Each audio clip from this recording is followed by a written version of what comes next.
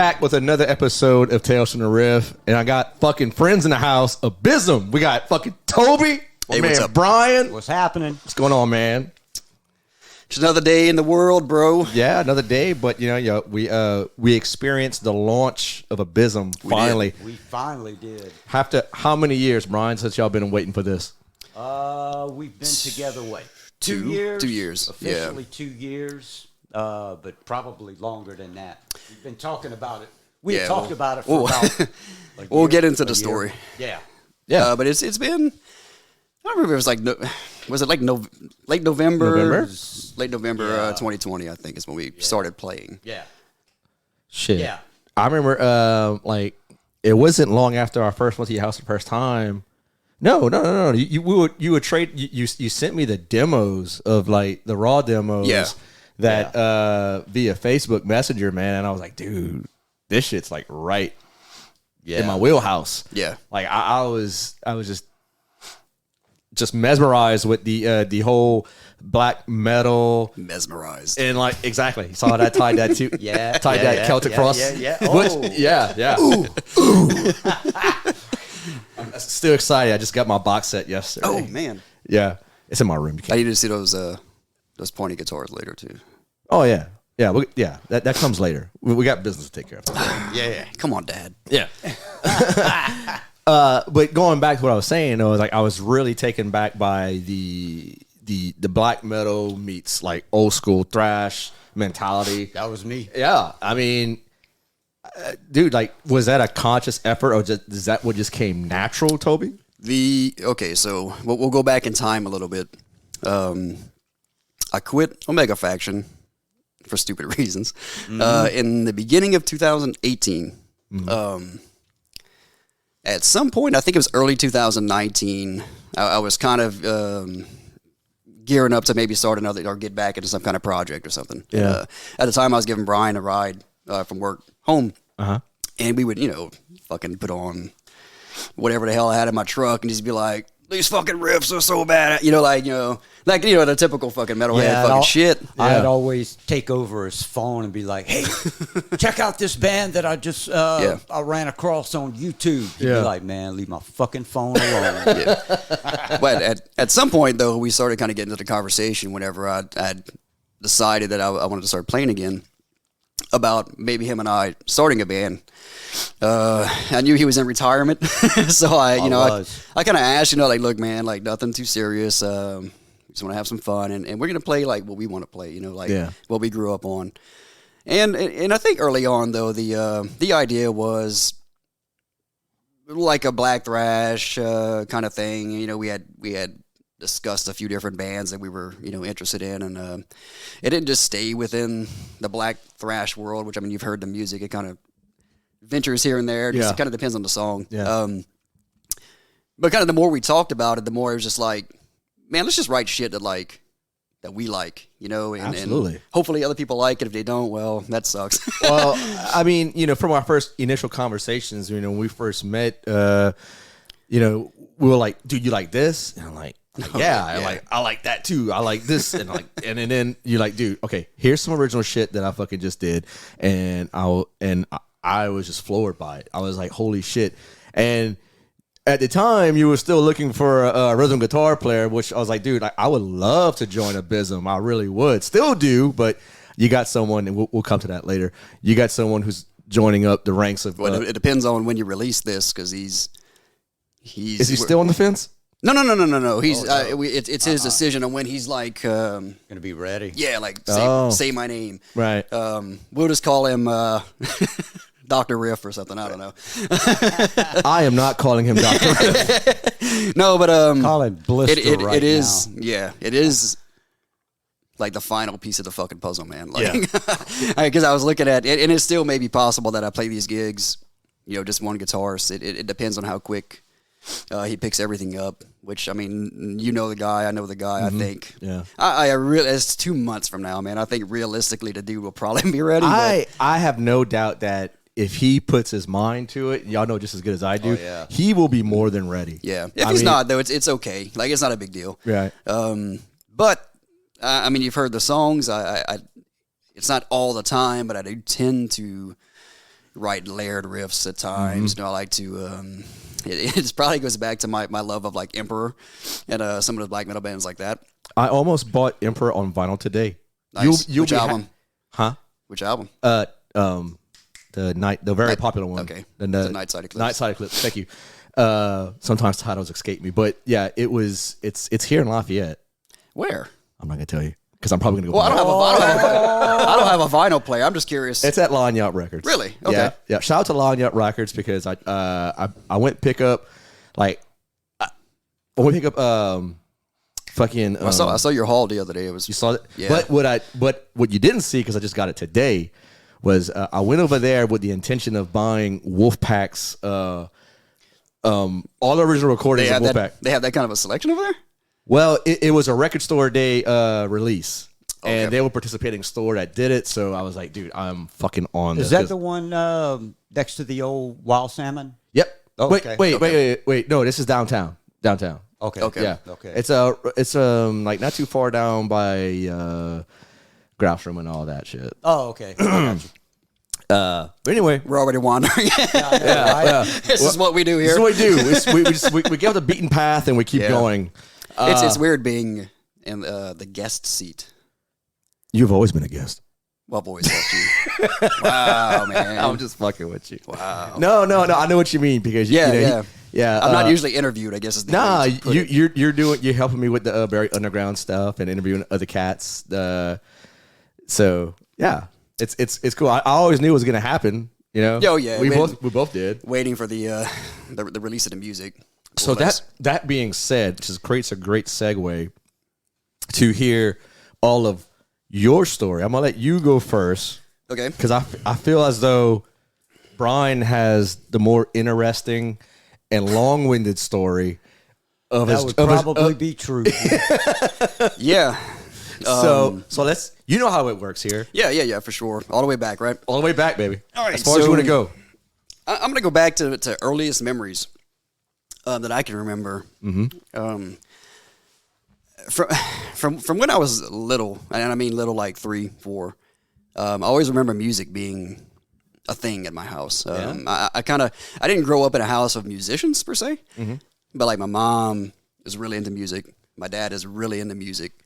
So they were always playing things. And there was some stuff that they kind of had in common, like Boston and More than stuff like that. A lot of the classic rock. But my mom was more towards like the Beatles and the oldies and stuff like that. So I grew up listening to a lot of that. Did you grow up a huge Beatles fan? I know a lot of Beatles songs because I've heard them. Right. I'm not a huge fan of them, but it's no like disrespect towards them. Right. 'Cause and like stuff like that probably rubbed off on me, and the fact that like I please local bands, I'm not being mean. I don't like meandering songs very much. I really like more of I don't want to say a pop structure, but more of a cohesive structure, traditional structure. songs. I mean, I'm just not good at writing the crazy stuff that's all over the place. And I think for Abysm, I wanted more direct, kind of memorable kind of things. But anyway, That definitely shows throughout the music for sure. so there was a lot of that. I'm trying to think what else. Like Mom was into Kiss. Actually, she Mom. she was the Eagles. A lot of that. Not a fan. No, you're not a fan. I really am. Come on, man. Look, truth be told, I'm a Joe Walsh fan. I think I said this on earlier episodes, but it's the truth. Joe Walsh and the fucking James Gang, for my bottom dollar. Joe Walsh's shit is fucking. Dude, it's dude nice, was man. making fucking riffs, baby. Oh yeah, for sure, dude. And really, like, I guess when I was a kid, it didn't matter so much. I was just listening to the song. But now, what I really appreciate about the Eagles is those vocal harmonies, man, are just awesome. That band vocally is just killer, Yeah. So all of that stuff. Mom listened to all kinds of like, the oldies, I guess you'd want to call it. So heard a lot of that. Now, Dad, on the other hand, not so much into the oldies. Dad was the one who brought in Van Halen, and I'll start with Van Halen. My earliest memories, and the album was 1984, so I had to have been 3, 4 years old because I was born in 81. And I have memories of being in the back seat of the car, kind of like banging my head, dancing, against the fucking seat to that album over and over and over again. Man. You know, I would ask for it. I loved it. Still to this day, it's one of my... Dude, I was just jamming Dance the Night Away and Beautiful Girls. Like, Nice. like during lunch today. Like, before I was even a guitar player, I was like it was weird because like my dad doesn't play, you know. Yeah. But he like he made me listen to all these dudes like Nugent, you know, Eddie, all these guys that are like, you know, guitar players. Mm-hmm. And I think that's really kind of what sparked my interest at one point. And then it kind of snowballed from there. But Van Halen was very early on, and that goes from the first album. I even like their newest album. I love Van Halen. Like it's a big thing for me growing up, especially. And I think more than Eddie's lead playing, it's his rhythm playing. It's his rhythm, yeah. And with the drums and the bass and Michael Anthony's backing vocals and just all this shit, man. That band is just fucking incredible. One thing, one thing I really appreciated what Vinny and Dimebag said in earlier interviews of Pantera days was that they wanted to create a sound. They wanted to have a sibling sound that's very reminiscent of Alex Van Halen and fucking Eddie. You definitely hear that. It's a very signature sound. You hear fucking the drums and like any Van Halen song, you knew what you were in for. Are you gonna get that fucking hot lead or whatever playing from Eddie? It was that slightly behind a beat riffing that Eddie does. Have you ever tried learning a Van Halen song? I'm not there yet. No, man. Like it's I'm not there yet. There's the little nuances that he does and just the way he plays shit, man. He's vastly fucking underrated as a songwriter and rhythm player. Not in my book. Oh, no. I mean, don't get me wrong. I mean, people know, but like I think like as a whole, you know, the guitar community looks at Eddie Van Halen and they think of like, you know, yeah, they think of the shit. tapping, right? And, you know, and just innovative guitar player. So much. Honestly, a lot of the songs don't have really fucking crazy solos. No, you think about it, they really don't. No, it was a solo spot where he'd like blow everybody's fucking minds. Right. But anyway, Van Halen, big one. Big one. AC/DC, also a huge one. Mm-hmm. Probably Back in Black and Thunderstruck the most. I didn't really get into older AC/DC until I got like in high school when I started playing guitar. Uh-huh. And then I got into the Bon So Scott era. how old were you when you first started playing guitar? 12? Damn. 7th or 8th grade. One of those. I'm trying, maybe young. Very popular age to start playing. Yeah. Sure. It had the teenage angst coming up. Yeah. And really, I could credit James Swear. He started playing first, and I was like, man, that's fucking cool, dude. Like, I want to try that shit. Mm-hmm. And I kind of started picking up his every once in a while. And, you know, picking around on it and all that. But that's later. Other bands growing up when I was a kid, besides AC/DC, Van Halen, Queensryche was a big one. My dad was really into Queensryche. Yeah. And I mean, like, all kinds of other, like, Molly Hatchet and just, like, all these other, like, you know, old, just bands that just were fucking great. like music they don't make anymore, really. Oh, yeah. It's funny you mention that because, like, you know, talking about bands that doesn't sound like anything like them, like, what's the last band that sounds like Leonard Skinner? I can't think of any. No, not really. Can't really think of any. any. They had that signature sound as well. Right. Yeah. They had their own way of doing things. Yeah. They really did. And, you know, you can't copy an original. No. You can come close to it. But and people kind of shit on them sometimes. I see like because of like Freebird and all these songs that play on the radio. But if you like dig into their discography, there's some fucking bangers. Dig it, like, some like good absolutely. Songs, like that is one band that will like never escape my playlist. Like, as, you know, and God knows I probably tried to like purposely like, okay, that's enough Skinner for today, but I just keep coming back to him. Yeah. Like, dude, this like. Call Me the Breeze is awesome. Oh, dude, I was just thinking of that fucking song, dude. Yeah, Give Me Back My Bullets. Yeah. Oh, yeah. Fucking great. So, you know, venturing on towards the end of the 80s, early 90s, I have several cousins of mine that are 4 or 5 years older, right? Yeah. So a couple of them were like, hey, you need to check this shit out. And I was like, okay, you know. And it was Injustice for All. and it blew my fucking mind, to be honest, you know. Yeah. That's really what got me into, like, that was the gateway drug for the, I guess, the heavier music, was Injustice for All. I had never fucking heard anything like that in my life. I was a kid, you know, and as a kid, like, you don't really understand it, you know what I mean, per se, but, like, it was so fucking, like, it just had this sound, man, and, like, this feel to it. I was just, like, I don't want to say epic, because that's fucking lame, but you know what I mean? It was just, like, huge. Like, what the fuck is this, you know? Yeah. Long-ass songs. And then it didn't even have any bass in it. That's very true. It's a great point. Very true. But it was like the angry vocals and the fucking crazy leads and just the fucking riffs, man. And like the intro to that song, and like whenever Kirk Hammett's just like just like soloing that intro. It's a blackened? No. On one. On one. Yeah. And it was like you said, it was like an epic sound, but it was also like kind of like its own little motion picture soundtrack because of the video. Yeah. Like I saw the video first. I didn't see the video honestly until I was an adult. I was at my friend. Like I was 8 years old when that video came out, and I was with my buddy Brock, and he had MTV at his house, and like we just stopped dead in our tracks. We were like watching Headbangers Ball, and like one comes on, we're like, what the fuck? See, I missed out on all that shit, man. Headbangers Ball and stuff. Yeah. And we had cable. I didn't really, I guess, know or think about music videos. Well, I only knew because, like you, I had older cousins that would show me the way, and they were like, "This comes on every Sunday night at like 10 p.m. or something like that," and I was like, "Fucking A." So if the cable wasn't on at mom and dad's house, we would go to my cousins or my grandparents, and I was like. I was sold. I was set. Dad had one of those big fan. Remember those like old fucking stereos, the silver ones. Oh, it was yeah. like the big component with the huge fucking speaker. So like he had one of those. So like and my parents were divorced about that time. So like every other weekend I was at my dad's house, and I mean I listened to music at home too because typically whatever was on the radio. You know, I didn't have a CD player and shit like that yet. Mom was Poe. You know. Yeah.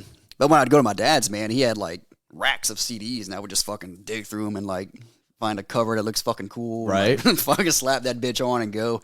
I remember he had it's a Van Halen double live album way back around the From Lawful Carnal Knowledge tour with Sammy. Oh right, yeah, dude, I fucking burned that fucking thing out, dude. And then I realized they had a fucking like I'm cursing so much, man. It's fine. It's fine. And I realized they had like a fucking concert, like a TV, like dude. Oh, I remember that. I remember that concert. Oh, that's was live without a net, huh? Yes, that's it. Fucking mind blowing, dude. Like it just fucking destroyed me. Like, and they had the and that's kind of around the time where like I started getting interested in guitar. Right. Other music before we get too far into like the teenage years when I fucking discovered like Slayer and Cannibal Corpse and shit. Stevie Ray Vaughan, Buddy Guy, all these blues dudes. My dad got really into that shit. And I mean, to this day, I fucking love it. So it's like you and your dad's like our music tastes are like kind of intertwined at the time. That's pretty cool. Yeah, no, I mean he doesn't listen to like the heavier shit that I like, right? But he can appreciate it. Hey, Dad, check out this dissection. It's fucking awesome. I mean, he's listened to our music and he liked it. That's good. Hey, Pop, have you heard Deicide yet? Right. Check this shit out, man. But he really like got me into, I would say, guitar driven music. And even then, like Stevie wrote songs. I mean he fucking was destroying the guitar and everything. But I mean he wrote songs, and that's what always appealed to me. Now I did have like a little moment in time where I liked all the technical crazy shit, and some of it I still like. But it's the songs, man. Like I like those hooks and shit. What kind of technical shit you were talking about here? It's really, they're technical, but like bands like Atheist and stuff like that. But he still wrote fucking songs. Yeah. They still wrote songs. Yeah. Like I never got into like brain drill and shit like that. You know what I mean? It's just too much for me. So fast forward a few years, I start playing guitar, and of course, like a lot of people, I got this shitty fucking nylon string acoustic guitar that I fucking loved. And I would, from the very beginning, I would try and like write my own shit. And I'm sure, it fucking sucked ass, but like I would learn music, but like I like to just fuck around and come up with my own thing. Yeah. Now a little bit later, once I got my electric guitar, high school years, I kind of honed my skills along to probably like Rain and Blood and Seasons in the Abyss, Chaos AD, a lot of Metallica, just stuff like that, a lot of thrash. And then I heard Slaughter of the Soul. And that changed fucking everything for me. My guitar went from E flat to B standard like the same day. God damn. So that stuff I found out because I by this point I'd heard Cannibal Corpse, I'd heard DSI, I'd heard Morbid Angel. I fucking loved all that shit. Yeah. And rightfully so. I mean, right? Yeah, absolutely. But the European bands I didn't know about as much, and I'd gotten this guitar magazine. I don't remember which one it was at this point, and they had like this article with like 10 upcoming Scandinavian bands. Would you say this is around like 95, 96 time? Oh yeah, it's around that time. See, that's crazy because like you and I were on that same fucking linear path as music journey is concerned because in 95, Soleil Household had fucking American Online System where like I discovered, I knew more about Scandinavian bands because of AOL chat rooms and shit than I did like American death metal. Because like in my opinion, no one could top Slayer in my young teenage years. I was like Slayer, that's it. It's a lofty throne. I mean, they did earn it. I know. And but the same thing with me. I was really into that shit, and I found this article, and they had like Children of Bodom and At the Gates and Dark Tranquility, and all these fucking bands. So basically, what I started fucking doing was hunting down albums, right, and that was the mail order album day. Oh yeah, when you had to fucking Columbia House, BMG, Metal Disc. Yeah. Remember that one? Oh yeah. And I got Slaughter of the Soul. What else did I get? Like Wolverine Blues. Would you believe? Yeah, a few albums like that, man, and that like kicked the fucking door open for me. I was like, "What the fuck is this shit?" Mm-hmm. And then what else did I get back then that was like blew my fucking mind? It was a lot of shit. It was like an endless mind blowing, honestly. Because I didn't. There was no like YouTube. You couldn't go in there and like listen to the fucking album. So I would order like Wolverine Blues and and fucking 10 months later or whatever it would come in, all those magazines had the kick-ass, like you could see the little thumbnails of the album covers. Yes. And like you just pray to God it would sound fucking kick-ass. Yeah. And just order this shit on a whim. Yeah, man. And when you did order it, you just stared at that little thumbnail until it came in. Right. Yeah, exactly. I'm right there with you. Waiting on it. Yeah. Waiting on it. Yep. Mom, could you put your credit card information on this piece of paper? I'm going to mail across the earth. Me and one of my high school friends, Doug, dude, we would try to like just outdo each other, like who could get like the craziest evil looking shit ever. That the mom will let us like, or if mom knew, if our parents knew we had it, they would surely fucking take it away from us. So we always like played it either when they wasn't home or on our way back from school on Walkmans or in the vehicles and shit like that. So at some point around that time, I had gotten my hands on A Blaze in the Northern Sky, which would make you happy. I know you like it. And like I didn't know what to think. I didn't know what to think at first because it just was so fucking rough and raw. But like halfway through that fucking first song when that heavy fucking the snow part, I was like, holy shit, what the fuck is this? So that started the other journey. And once again, Guitar Magazine came through, and they had an article with Emperor. And this was around the Anthems album coming out. Yeah. And I was like, this sounds like so fucking evil and badass that I have to fucking get this. Well, James got the CD at some point. I don't remember, where he picked it up and stuff. And he brought it to my house, and, we were listening to it, and he's like, man. And I'm gonna dime him out now. He's like, bro, I don't like this fucking shit, bro. Oh. Now listen. Listen. Emperor is like James's favorite band now. Yeah. So it's fucking funny. So I bought, like, I'm listening to it, and like if you've heard Anthems, dude, it's just fucking chaotic. It is. It takes a little while to like sit back and understand what the fuck is like really good. But once you get it, Yeah. And like I was sitting there listening to this, and I was like, I don't know if I like this, but I think I like this. Right. So I bought it from him. And I must have sat there for weeks, every day, listening to it. And finally, I was like, this is like the most amazing shit I've heard so far in my little adolescent life.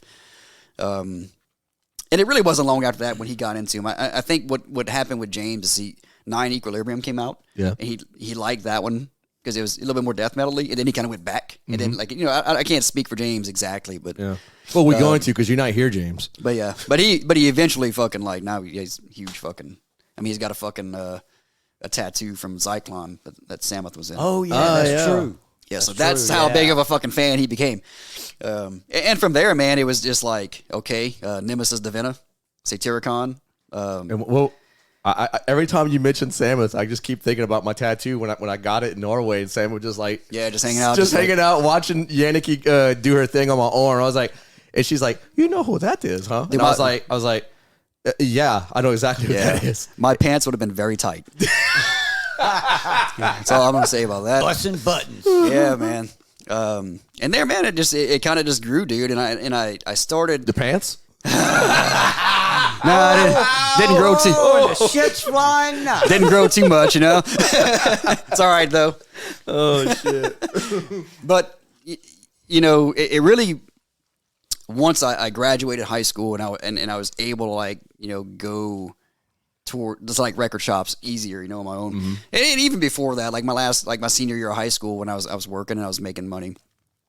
Dude, I'd spend almost all my money on fucking CDs. Oh, dude. same here, dude. And you remember Metal Maniacs? Oh yeah, magazine? yeah. Oh yeah. I would fucking every month I'd buy the Metal Maniacs and I'd fucking flip through and I'd be like, okay, that band sounds cool, and I'd fucking go to Toys. Or fucking whatever CD stores they had in the mall. Yeah. And CD Warehouse when they opened up by right there, Ambassador. Oh God, I forgot about that. Oh yeah, yeah. It's where the old Marshalls is or it was. Well, what I liked about Toys is you could go there and they'd let you listen to it. Exactly. Yes. As did CD Warehouse. Yes, and dude, I sat there, man, and picked up so many fucking albums, dude. And I mean, from like black metal to like Primus. I mean, just all kinds of shit at Toys. Kind of sucks they don't have a place like that anymore. That was a pretty cool place. Well, you can do that now at Lanya Records, man, which is downtown. I need to check it out. We need to go check that Go out. check this shit out. They got a somewhat limited selection on metal, but what they do have is sounds fucking it's quality. very fucking impressive. But like, if there's something you're looking for, I'm pretty sure they'll get it for you. They'll get it for you, exactly. Because I mean, I didn't think they will be able to handle, like, on a record store day, get the Wolfpack box set, and they're like, oh yeah. We participate in Record Store Day. I was like, fucking A, dude. And like, ordered it. This was Black Friday, and I got it in today. So not even a week turnaround. So nice. And I almost bought Emperor's Nightshade of Eclipse, and they also had Well, I bet Nightside Eclipse sounds good on fucking vinyl, man. Yeah, that one was pretty pricey because it actually is a good variant. And I think it's double album. Oh, wow. So it's like $55 or something like that. Ooh. Yeah. But worth it though, I'm sure. Oh yeah, I'm sure it sounds so great. if you don't go nab it, I'm gonna go nab it. I don't have a vinyl player right now, and I'm doing that on purpose because I know if I get one, what's gonna happen. So I'm trying to. Oh, I know. Prolong my wife just bought mine like 2-3 years ago, and I got like maybe a milk crate and a half worth of albums so far. So I get it. Yeah, for sure. So after high school, I'm sorry. No, that's fine, man. Joined the Marines. Didn't really play much guitar for a few years. Fucking right. Yeah, you did. No, I didn't play much. No, I'm talking about joining Marines. Oh, yeah. Yes, no, yes, didn't yes. play a whole lot. Yeah, it's not that. Hoorah, Marine Corps. It's when I got back home. I started playing a lot more. James and I have tried to start a band like 3 or 4 fucking times, and it never works out for any fucking reason. It's just the craziest shit. So we tried starting a band with Jeremy Whitman, and I forget who was playing bass, and some drummer, I can't remember his name. That didn't work out. On and on and on and on, right? Mm-hmm. Well, eventually, around, I don't remember if it was like the end of 2012 or the beginning of 2013, got together with James, Juan Salinas, and Hal Moore. Yeah. And we started Malignant Empire. and went Fucking through. Juan's an incredible bass Dude. player, man. That dude slaps, Man, Dude. yeah. Is he doing anything right now? I don't. I think Jason and the Krugers. Okay. Well, I had actually before we had got Andrew, I had asked him, but he was kind of he had just or Mort had just ended, and he was kind of in like some like I just need some me time kind of thing. I don't blame him. Yeah, I think wasn't he talking about moving to Colorado as well? He was talking about that, but it never happened. I don't think. Yeah. No, because I fucking no, talked to still him. He's here. still fucking here.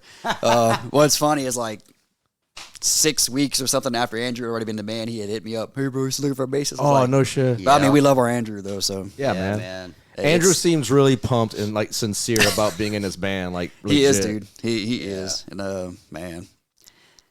We'll get to him in a little bit, but his bass playing adventure is, man, he's grown, dude. It's fun to watch. Yeah. Like your pants have grown too. You know, mixing the EP, you spend a lot of time listening to drums and bass, right? Yeah. Trying to get that shit to mix, and of course, I hear them when we practice, but there's so much fucking noise going on. You don't really get a chance to hear it quality, Yeah. When I'm sitting there like dialing in the drums and the bass tones, and I'm like, motherfucker, man, this dude's playing some cool shit. So yeah, my pants got pretty tight a few times doing that. But anyway, Malignant Empire, we never were able to get a drummer that would stay. We kind of went through a couple of them. Kind of just didn't work out, man. We were kind of like James and I were talking about it the other day, and we're like, dude, we should have just fucking played with tracks, and just it did something, but it kind of got, I guess, discouraging, and we kind of hung it up. But I think we wrote some pretty good music, man. It was fun. I love those guys to death. I just remixed and remastered that shit. I was about to comment on that, man. Like you went back and you remastered everything from Malignant. I remixed it. Remixed it, yeah, and it sounds fucking amazing. Yeah, and that was kind of one of when I first did it. And I mean, this is like I really didn't know, and not that I fucking know everything now or anything like that, but I know more now than I did then. And I tried my best, but it never. There was always things about it that I just didn't like, tonally and stuff like that. So I wanted to kind of, since I just finished the Abysm stuff, I was like, well, man, I've got a fucking template here that I could use, basically. And I had to go through and fix it up, man. And I got it sounding good, dude. And it finally does the music justice, I think. So we were all happy with it, put it out, and just wanted people to fucking have it, Yeah. Listen to it and stuff like that. So, where was I going before that? Fuck. I don't know. Where were you going? I don't know. Well, we eventually. It was kind of one of those. It was kind of one of those things where like we didn't break up. We just kind of stopped fucking getting together, Right. And it just and it kind of went on for years, man. I didn't really play with anybody for a long time. Now, what time frame is this? That was, if I remember right, we released that little EP at the end of 2013. I remember if it was like November or December. Okay. So it was probably sometime mid 2014 when we kind of just stopped getting together and shit. Yeah. We I don't know if we were the first band in Lafayette to do it, but I know we might have been some of the first bands to do it. We used 7 strings. That was kind of a new thing. Oh, really? Yeah. It wasn't too long after that, and I'm not saying that we fucking started or anything like that, but it was cool to see other bands start doing it too. And like James and I, our idea was because we were going to just play an E standard, black metal. Yeah. But we like the idea of having that low string just to kind of add some stuff. And if you listen to the music, there's several songs where we don't really even touch that low B very much, just here and there, kind of. But it adds a little something to it. It was a fun project. It was this is gonna be fucked up to say, but it was a much more creative project than Abysm, because with this band, I'm trying to keep structure, and streamlined. Where with Malignant Empire, we're like, fuck it, bro. Like anything goes. Yeah, like if you listen to Breathless and Beguiled, in the middle of it, like I'm playing this weird little creepy fucking part, and James his roommate at the time played violin or something, and he went get her bow. It was fucking yeah, he was doing some weird shit on the fucking. It was cool, man. We didn't give a shit. We just played whatever the fuck. Yeah, it was fun, but didn't really play in a band for a few years. But like at home, I was just writing songs. we've talked about like, mental health on this show before a few times with a few people. And I was struggling, those years. And basically what I was almost like crying for help through writing music. And I still have like probably 30-something songs that I've written from back then that are more in the black metal vein and stuff like that. Some of them were going to be used for Malignant Empire. I actually recorded the guitars and the drums for the next EP from Malignant Empire, and it just never really got finished or anything. Yeah. And in fact, one of the songs we have now, I took from that and kind of restructured it a little bit and made it fit this. Which one's that? Scapegoat. Ah. That one, which y'all won't know about because it's not on the EP. No. You'll just have to come hear us. Yeah.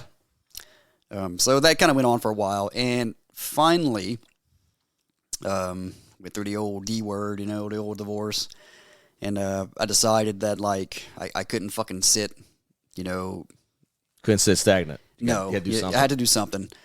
So James and I once again tried starting a band, and honestly, I think. You know what James reminds me of? I'm sorry to cut you off. James kind of reminds me of like a like a girlfriend you keep on the back burner. No, man, no. James played in several fucking bands locally and stuff like that. He's his nickname was DMJ, man, Death Metal James. There you go. Everybody knew James. It just so happened every time we would try and do something, shit would like that thing. We had troubles with our drummer. I'm not gonna get into the troubles, but we had troubles with our drummer. And we were practicing like one shed down from Omega Faction. So we'd hang out all the fucking time and stuff like that, talk, and Claymore would come. And actually, he was talking about doing bass and vocals for us at that time. We didn't have like a band name or anything yet. We were like, maybe I had 3 songs written or something like that. Mm-hmm. And of course, he passed away. That didn't work out. So, like the final straw was one day. Like James, like we were at the sheds in Broussard. That's where we were practicing. I was living in fucking Gaydon at the time, and James lives in Erath. But we had made plans, all 3 of us, right, our drummer included, to go and practice at the sheds. And we fucking show up, and the dude, like, we don't hear from him for like days. So we're like, you know what, man, fuck it. I quit, Yeah. During this time, everything happened with Claymore and stuff, and Josh Tabor had actually approached me about if I was interested in playing with Omega Faction. At the time, I was like, no, man, I appreciate it, but I'm trying to get this shit started, right? Right. And months go by or whatever, and finally that shit fucking fell through, and I was like, well, let me fucking hit him up and see. And got it, and I played with them for a while. And Omega Faction, yep. Yeah. And that's actually the first time I performed with a band in Lafayette. I hadn't done any kind of like gigs. Really? I thought you had gigged before with another band before. No. Omega Faction. Okay. All right. That's news to me. No, I used to do jazz gigs, but I actually practiced that in high school. No, yeah. I haven't done that in a long time. I need to kind of brush back up on that and stuff like that. And that was fun. Mostly school related kind of stuff. Right. So I mean, I'd played in front of people before. It wasn't that big of a deal. This is the first time I actually got to play metal, I guess, in front of people. Yeah. And it's fucking great, man. I made some poor life decisions that led to my exit from the band. He's shaking his head over there. Yeah, I fucking know, dude. It's all right. I tried to tell him. Yeah, I know. But I did value my time in that band a lot. Learned a lot. Yeah. It's always a challenge joining a band because that was totally fucking outside my wheelhouse. I mean, it was much more technical than I'm used to. So like I remember like early on, like almost fucking like rage throwing my guitar, trying to learn these fucking songs, dude. And it was a fucking nightmare. But I got it. I ended up getting it, and it was for the better too. Because it really helped me improve as a musician. It broke me out of the box. That kind of stuff. So I had a good time, man. That was a fun band to be in. I know they're looking for a drummer right now. I kind of hope they find somebody because it's a fucking good band, dude. They need to play it again. Yeah. But after that is kind of around when Brian and I started talking. So I don't know if you want to have. I mean, I could go on and on about stupid shit from my fucking life story, but well, I'll tell you what, we could take a little pause from your story. Yeah, Because we could hear what Brian, hear his metal journey, if you will, if he cares to indulge us. I guess. All right. I mean, you don't have to. I don't mean to put you on the spot. No. I'll quit. No. Be a dick. I don't care. Ha! Well, I've been called that. And probably worse. Yeah. So yeah, man. So just like you can go back as far as you want, man. As far as like what was like some signature song that you couldn't escape and just made you want our album that said, you know what, I want to be a metal drum player, a metal drummer. I can't like put my finger on it. What got me interested in drums? I had a cousin. Okay. That is a drummer. Still is a drummer. Classic rock. And every summer, during the summer, I would go up there and spend time with my family, up in North Louisiana. Okay. And every time I went to it, he had, like, when you're 5 years old, an 8-piece Ludwig Vista light. Oh, it's probably fucking huge. It looked, yeah. It enormous. Fuck. like Tommy Lee's kid. Oh, man. But he was a big Rush fan. Oh. Yeah. Well, Neil, all the fucking way, man. That's one band I didn't mention, and I feel fucking sorry about it. But yes, you mentioned it now. Yep. He's the one that really inspired me to get into drums, and he did a good job at it because I beat on every fucking thing in the house with whatever looked like a drumstick and a drum. Yeah. So, in my household, believe it or not, was pure country. I mean, North Louisiana is... No. We were living down here in Lafayette. Okay, we moved from North Louisiana. Which part? Winfield, Monroe. Okay. All right. Yeah. We moved down here. My dad was big into country, old classic country, Don Williams and stuff like that. That's what I came up with. And, my cousin, big into rock and stuff like that. Judas Priest, Rush, all of that. Right. All of it. I mean, he had a stack by his drum set of certain albums that he would play along to. Mm-hmm. And then he would have band practice at his house, and it was loud in the motherfucker. Loud. But I was blown away. Yeah. So after my dad died, my mom started incorporating a little bit of rock and roll here and there. Mm-hmm. Bob Seger. Fucking love Seger. Oh, fucking dude. love Seger. Yeah. And stuff like that. I can't even remember what else she had in there. But my aunt and uncle lived right up the road from us. And they were old hippies. Mm-hmm. And they listened to anything from Janis to Hendrix to AC/DC. And they just listened to it all. Grateful Dead, all of that shit. Yeah.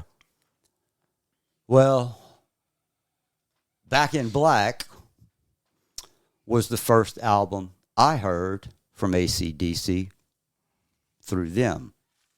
And I was like, this is fucking enormous. Yeah. I love this. So every chance I got, I'd sneak away. Like I said, they only lived about 100 yards from us. Mm-hmm. So I'd sneak away whenever I could, go over there, and start rummaging through all of the vinyl. They had it all. Yeah. Kiss, Double Live. Ooh, nice. That was my first experience with Kiss. What was the one song off of that album that you just couldn't escape? Like you just had to hear it. Dr. Love. Ah, yeah. They called me Dr. Love, man. I fell in love with that song. Then it was like, man, I want to be like Peter Criss. Again, getting everything I could. Pots, pans, boxes, the ashtray, the standalone ashtrays, the metal ones. That was my symbols, bruh. Pillows? Fuck a pillow. I needed something That's that not metal. projected. No. Well, I needed something to project and make fucking people crazy. I say pillows because I'm projecting here because I used to would beat the shit out of my mom's couch pillows with sticks because if I took out pans and shit, I was getting my ass whipped. Oh, yeah, no, sure, yeah. But Papa's Magnolite pot boy, Yeah. get your ass whipped. Shit. That's when they built shit good back then. right. You know? You still get your ass whipped. Now. Oh yeah. I didn't. I got yelled at, but not. I didn't get my ass tore up. So yeah. Then you know, later on, through different experiences, you know, school and stuff like that, started hearing Def Leppard. My first experience with Black Sabbath was in grade school. And I was like, man, what is all this? How do these people do it? And like, Drugs. well, yeah. It's true. Yeah. You're not lying. But I mean, you know, when you 9, 10 years old, Yeah. you know. It's magic. It's just Yeah. like fuck. Yeah. Yeah, dude. So, you know, and then again, I'm still going back to North Louisiana, playing on my cousin's kit, you know, and I'm starting to get, you know, a feel for it. I'm not even going to attempt to say that I started getting good at it because that's a complete load of shit.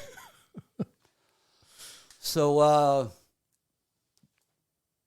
moving on, heard, you know, Ozzy solo projects and stuff like that with Randy Rhoads. Tommy Aldridge was the fucking man. He still is.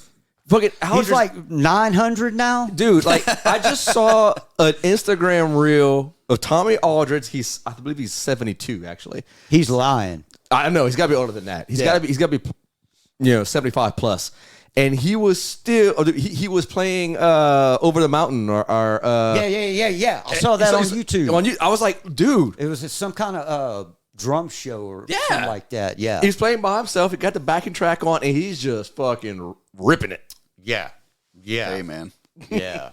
So I was like, all right, well, I need to see if I can try to keep up with these people, you know, and that was around the time where I discovered Motley Crue, you know, just some more- Yeah. And, you know, Tommy. Let's think of Live Wire. Yeah. Tommy Lee was a huge influence, you know, so I'm like, well, I don't have a drum set. Yeah. What can I do? So I started playing air drums. Well, you could whip your dick out. That's what he does. Sorry. That, man, that thing would like overshadow About to me. mute your mic. So yeah, I started playing air drums, Uh-huh. you know, and I was having trouble, stuff like that, you know, with my coordination, stuff like that. And one day, can't remember which Crew song it was. It was off a Shout at the Devil. I was about to say, was it Shout at the Yep, Devil? it Because damn sure was. Because I can't think of a better song to keep time with. That Looks to Kill. That was it. Yeah. That was the song that I landed my coordination on. It's a good driving beat. Yeah, dude. Yeah. And it was like, when it landed, I was like, holy shit. Where can I find a drum set? I want to try it. Couldn't find one. Go to Como. Meet up with this guy. We became friends. He had a drum set. Mm-hmm. This was about the time Maximum Overdrive came out. AC/DC put out Who Made Who. Yep. You know, so that was that much more incentive, you know. And that movie was huge back in the 80s. man, that album, fucking Simon Wright, that drummer, man. It's like, I remember that movie having a pretty fucking good soundtrack too. In general, man. Stephen King is a AC/DC fucking freak. Really? He loves it. I didn't know that. That's the best band. That's his favorite band. For my bottom dollar, dude, like the if we're talking about just like legit rock band, oh, they're fucking king, dude. AC/DC, bro. Yeah. Kings. Yeah. Kings. Oh, It's weird to Crowned me. them. It's weird to me when people are like, they never change their sound. Well, no, because they're fucking AC/DC. They made that sound. It made the sound. Why they got to change what they do? Yeah, why reinvent the wheel? If it fucking works, just keep doing it, man. Yeah, just grease the axle. Fucking right. Yeah. So so I started going to his house and jamming with him. Started getting my little chops up, and about 13. No, I was already 14. I got my first drum set. Oh shit. Oh man, and I fucking lit the neighborhood on fire. Man, getting phone calls from the neighbors. Fucking my mom screaming at me. Fuck, it's too late. I'm trying to watch the news. You know, fucking stepdad. God damn it, boy. So Quit backing off in my tool shed. So yeah. Did you touch my drum set?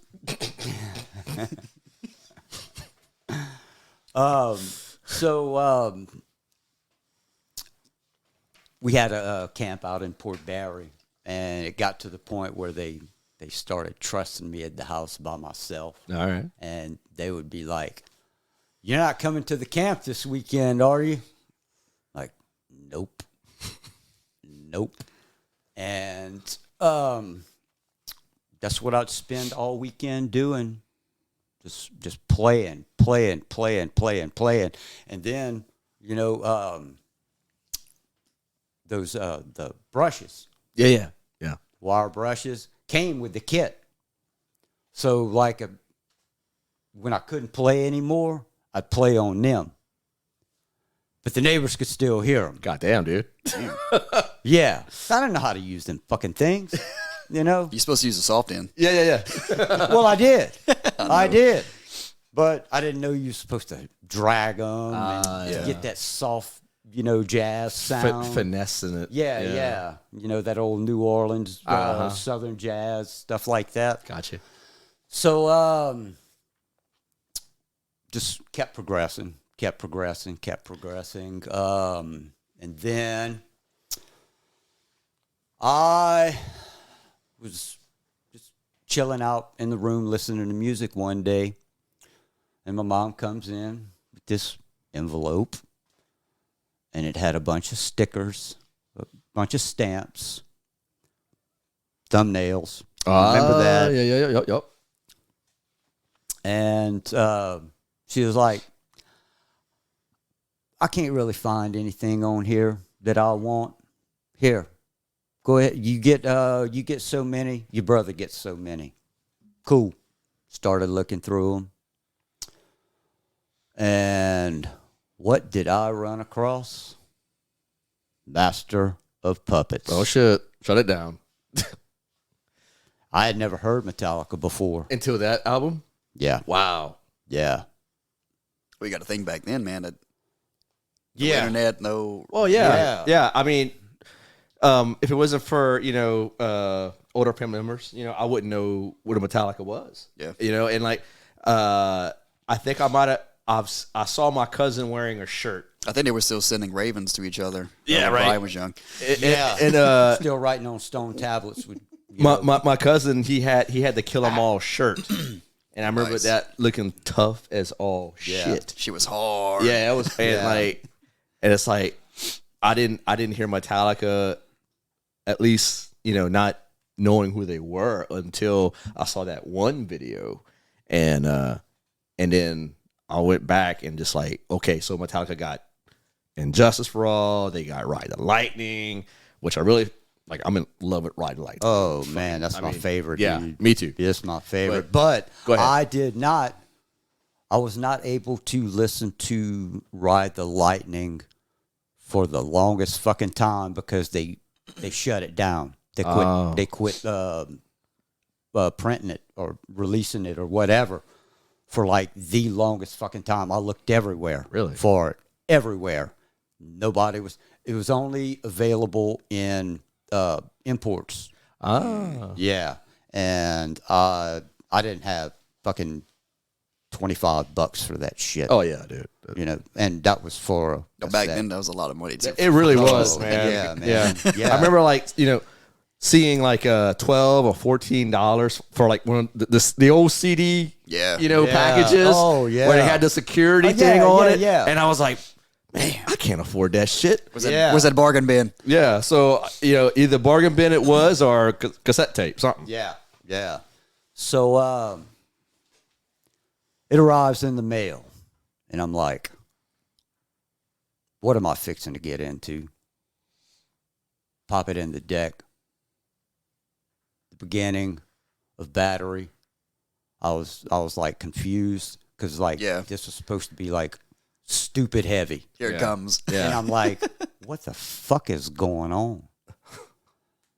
And then it breaks in, and then it pauses with James fucking doing those fucking gallops he's so famously known for. Yeah. And I'm like, oh shit. And then Lars kicks in on the drums, and I'm like, what the fuck is no? I am no seriously. I'm like, okay, what the fuck is going on here? I mean, it was fast, it was furious, and I could not wrap my head around it. So I stopped it, and I'm like, I don't know if I like this. Seriously, I was like, man, I don't know. So I listened to it all the way through. I was like, It took me about 3 or 4 listens to finally appreciate, half-ass grasp what was going on. Okay. Because I had to attune my senses to it. And then I was like, this is really good. Really, really good. So that was all I listened to for the longest. And then one of my high school buddies turned me on to King Diamond.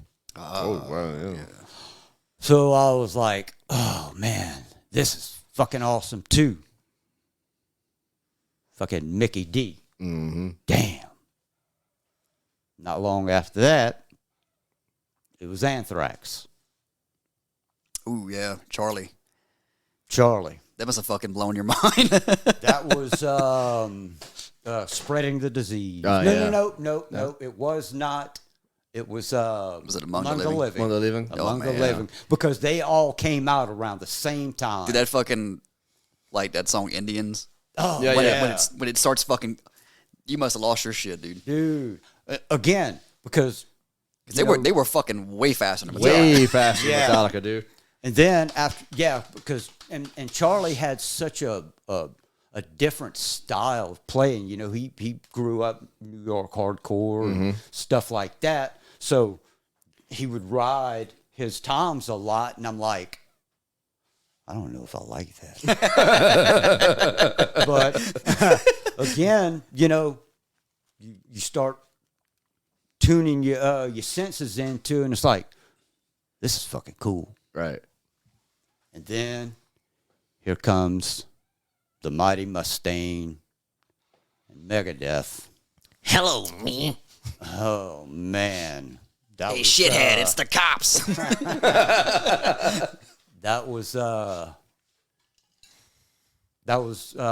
I listened to Killing Is My Business, and that was like right before they came out with Peace Sells.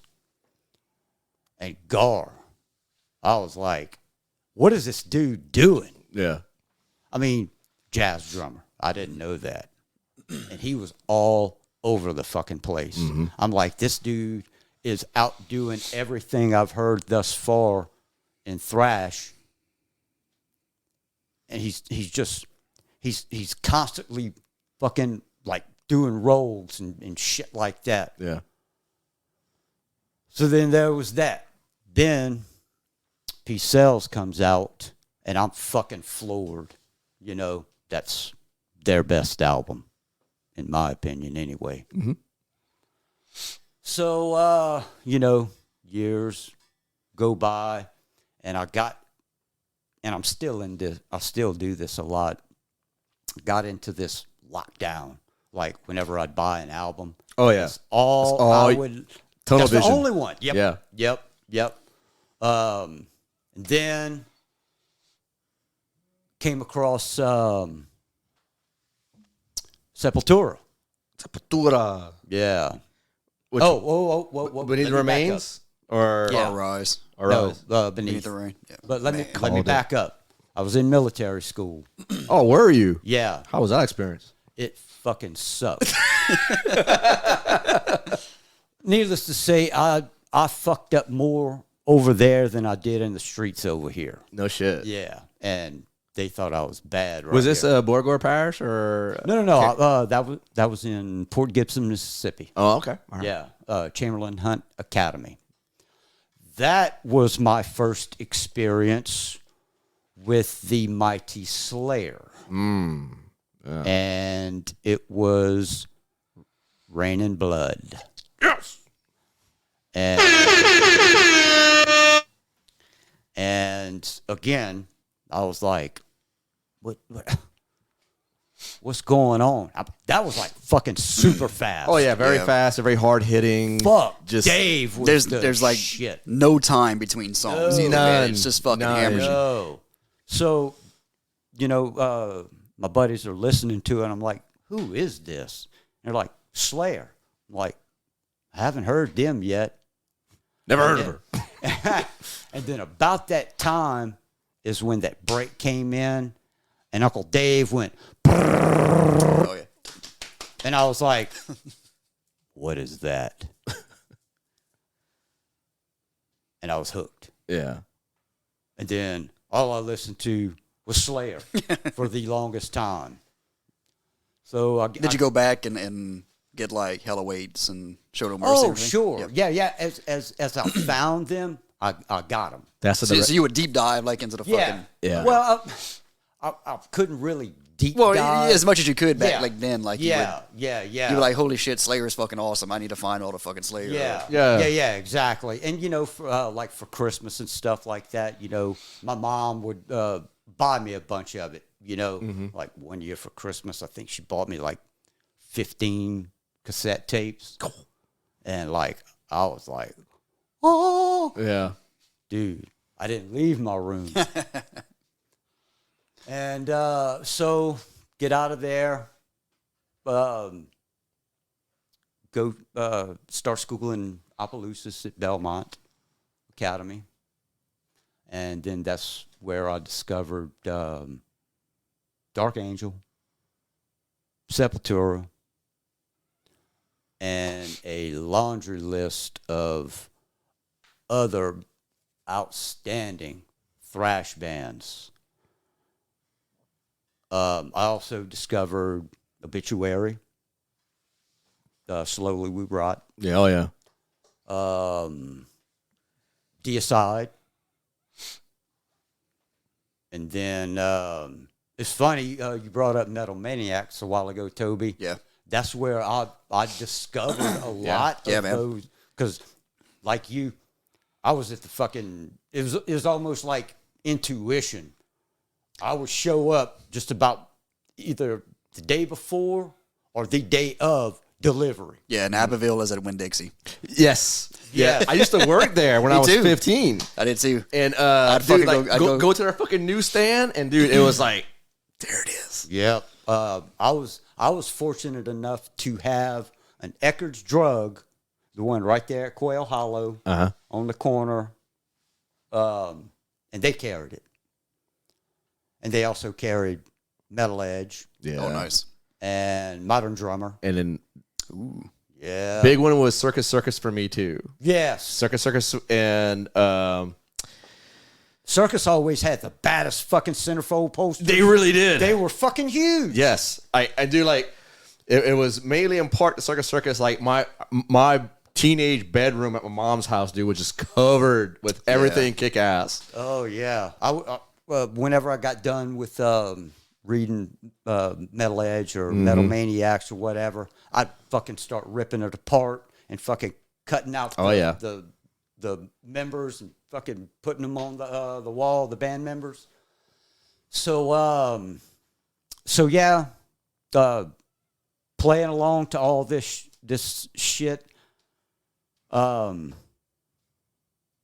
would go home every day after school because I beat the parents home, and I had enough time to squeeze in anywhere from 1 to 2 cassettes per day. Just playing with it. Fucking playing along to Hell it. yeah, dude.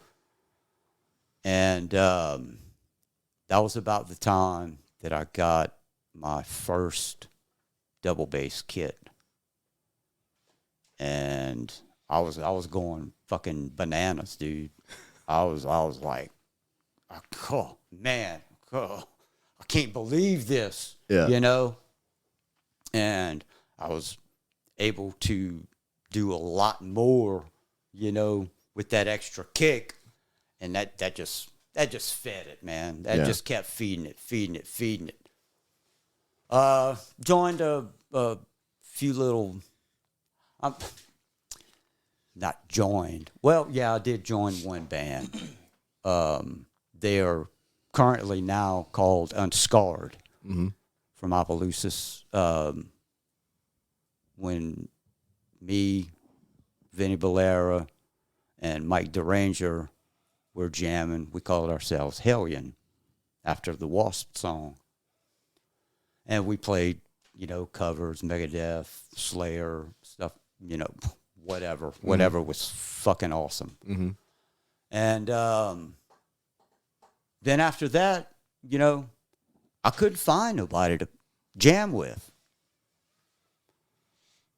So just put on the old trusty headphones, throw in a tape, play along to it. And then in, 2002, met this guy, went to work with him. And he knew a young guitar player from Dallas. His name was Zane Davis.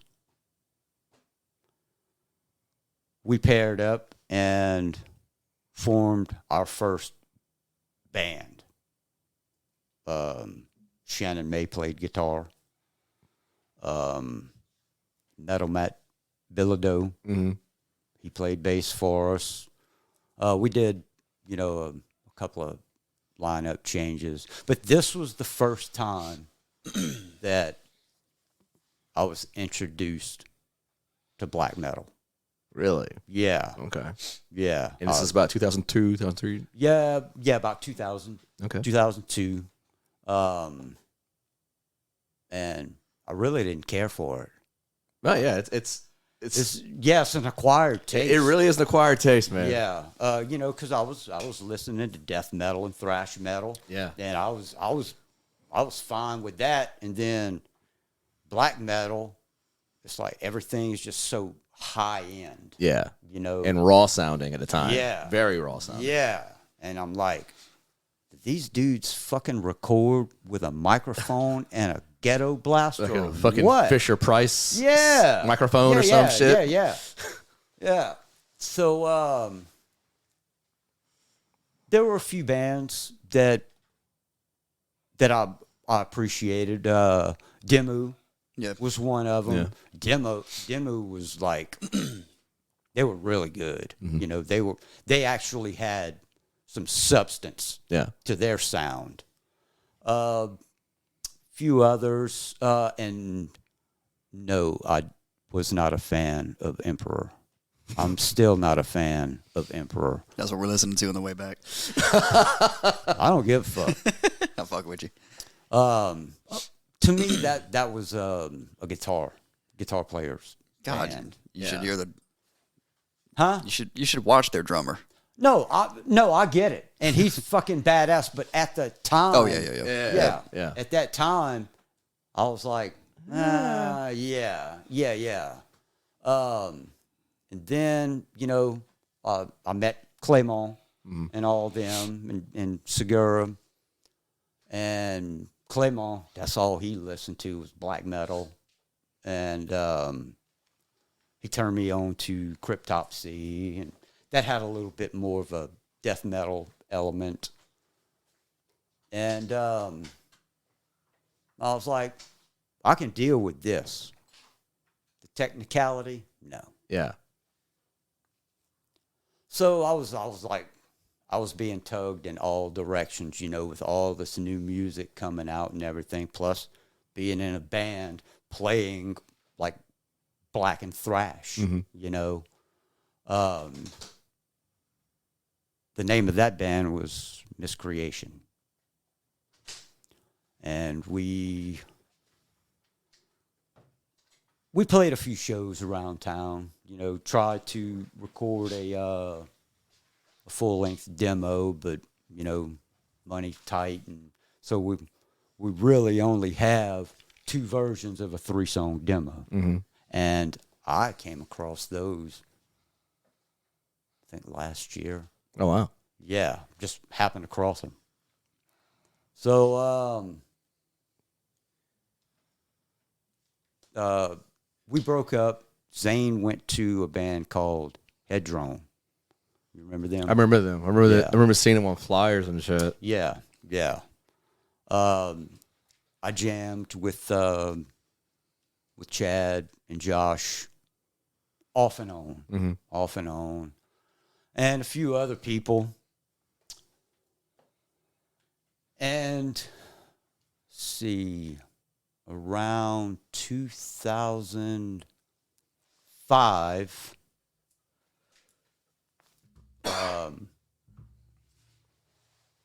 you probably remember this band, The Blessed. I remember that band.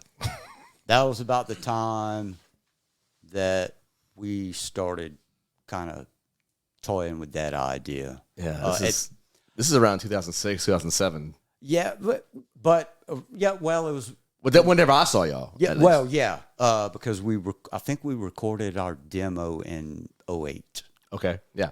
But around the time that started coming in to play, I was in a band called Flat Black. Chad Segura, Jared Giat, Ryan Judy, Uncle Fester.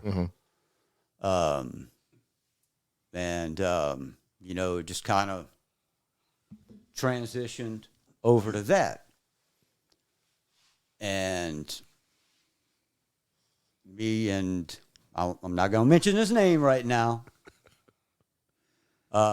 Me and this certain individual started, toying around with just jamming covers. Yeah. And he started coming up with ideas for originals and stuff like that. And after Flat Black disbanded, me and Phil started. I did it. Fuck it, dude. And the cat's out of the bag now. Yeah, God damn it. That's what happens when you get old, man. But we started jamming a lot more, and then Another friend turned us on to Bert. Mm-hmm. Bert came out. He liked what we were doing.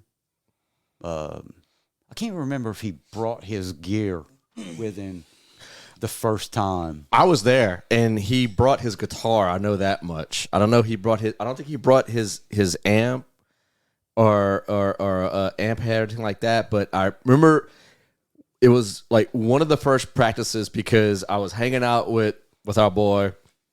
And y'all was practicing in Broussard, those Stillers units. Yeah, BOs. And fucking Bert had his short hair. Yes. It was so fucking short. Yeah. He looked like, I thought he was in the military. He was so short. And I asked him, I was like, dude, are you in the army? He's like, nah, man. It's like, I just got short hair. My hair doesn't grow, bro. Yeah, at the time, you know. He looked like Bert Simpson. He really did. Yeah. And now I meant to say Bert.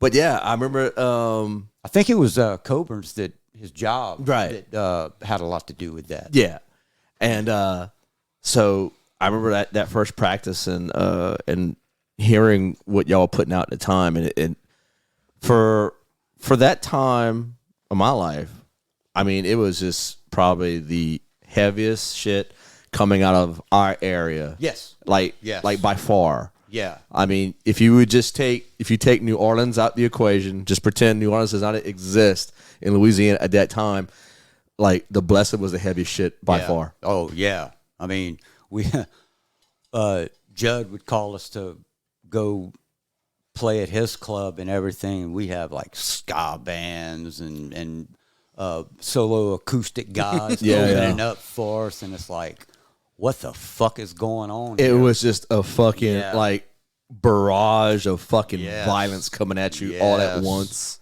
Yes. I remember writing about your first show that I saw at Cafe Cottage, because like social media was just coming up out, and I put a fucking I was like, dude, Was this MySpace? Yes, it was. It damn sure was. It was MySpace, and I was like, dude, people need to know about this shit, and like. And Cafe was the only place that offered free internet. Yeah. That was the only place around town that offered free internet, and every fucking body from campus and the surrounding area was trying to fit in there. Mm-hmm. It was fucking awesome. Getting their ears blasted by bro. Yeah. It was great stuff. I saw y'all twice. I saw y'all at Cafe Cottage, and I saw y'all someplace in New Iberia that y'all played. Oh, yeah. I forgot the name of the damn joint, though. That was when I was still getting drunk by then. Yeah. I was still fucked up. Oh, yeah. Oh, dude. Who wasn't? Right. But yeah, so yeah, Bert comes into the fold, and it's like, wow. Yeah. It's like, whoa. Yep. It was like a whole new world. It was just like, Yeah. There it is. that's the one. That's the one. I can't hear it. You didn't hear it? No, man. Oh shit. You're bad. Well. My bad. Okay, sir. You pressed the right button so I could hear shit. Thank you. So, man, that was like, we were writing stuff, and that was probably right around the time that era of metal was dying off. Yes, in Lafayette. I'm glad you bring that up, because Was this Despondency still around, and like No, Heroin? they had broken up. They had done broken up. Sabbatic Feast? Or, No. They were all No, gone. yeah. it was like All the old school all the old bands, yeah. gone. They were gone, dude. And it's like more and more by large. And I'm not saying this to put the city down, but there just wasn't a whole amount of support of metal, dude. Like in the community back then, it's like we had a small window between, like, I don't know, When the strip was alive, Right. that's when it was alive. right. Like I'd say from like 97, 96, maybe sometime before that, because I remember like it was being real hype whenever I was 18. This is 98. Yeah. From 98 to about 2005, it was like that window was just like prime for metal and like hardcore punk. Yeah. And then like all of a sudden after 05, 06, dude, it was like It was like overnight. overnight. Yeah. It was just like it was done. Fucking drop dead. Yep. And it was like, that's why we had ska bands and one man acoustic jams up there opening up for us. A lot of indie, folk type shit. And, I mean, I'm not knocking that, man. You into that, you into it. But it's like, this podcast is curtailing to everything extreme metal. And, it was just kind of, it was sad to see it go down. Man. If you're a fan of metal and just being from this area, like there wasn't a whole lot of places you can go to and just chill. People will fucking like frown upon you for playing Slayer at the fucking on the jukebox at a Legends or some shit. It's like, fuck. Yeah. They'd look at you weird if you had your window down at the red light. Yeah, jamming some extreme metal. Exactly, man. They're like, what are you listening to? Mm-hmm. But anyway, I don't know, but just shit is a changing. Yeah, it seems that way. Yeah, it was good before COVID. It was good. Yeah, but man, it seems like after all the lockdowns, that like, dude, it's fucking. I mean, we had 2 shows in one fucking night a few weeks back. Yep. Yeah, and both of them were packed. Yep. Right, and that's fucking that unheard of. And credit this younger generation, man. We always, I know me. I'll speak for myself. Like at times, I will like talk shit against the millennial crowd because of if they're complaining and shit like that, and the work ethic's kind of questionable. But they listen to good shit, and they come back and they support like the metal acts that's popping up in the clubs and in town and surrounding areas. So kudos to y'all. Yeah. The guys in Void. Yes. They made a big difference. They really have. The bands like Void, Heraclean, dude. Yeah. Labyrinth from Houston. They played Lafayette a couple times, I believe. I mean, they're coming back. They're coming back, dude. And it's like, dude, they bring in a stellar crowd with them too. Yeah, I think there's another young band. Are they from like Abbeville or something? Another little thrash band. Accelerator, something like that. Yeah, because I think they played with Void, so it's okay. I think they played out in Abbeville or something. No, they played. They played in Lafayette, and I want to see maybe they played with Void in Baton Rouge. Did. Okay. I know they played with them over here, maybe at Feed and Seed. You think so? Yeah. Yeah, that's true. Yeah, they did. Someone did support them there. Yeah. I haven't heard. They just kind of dropped off the map. Who's that? Accelerator. No, I don't know. I can't speak for them, obviously. Yeah. But I think I want to say I saw a post about them like working on music or one of those. I know they're trying to work. Right. Originals, get something recorded, which is great, man. It's. And I don't know how old the guy. They look like they're not like young. They're young. Very young. But I don't know if they're like high school young. I think they're just young. I mean, some of the cats in Void are still in high school. Well, yeah, I'm talking about I'm talking about like 17 to 19. Yeah, something like that. Yeah, and I think Accelerator is the same way. Okay, but yeah, I mean, it's fucking weird, man, in a good way that like these kids, and I say kids, my bad, bro, because I'm fucking old. Yeah, exactly, we're old. They're so fucking into thrash, man. Like it's 5 years ago, 6 years ago in Lafayette.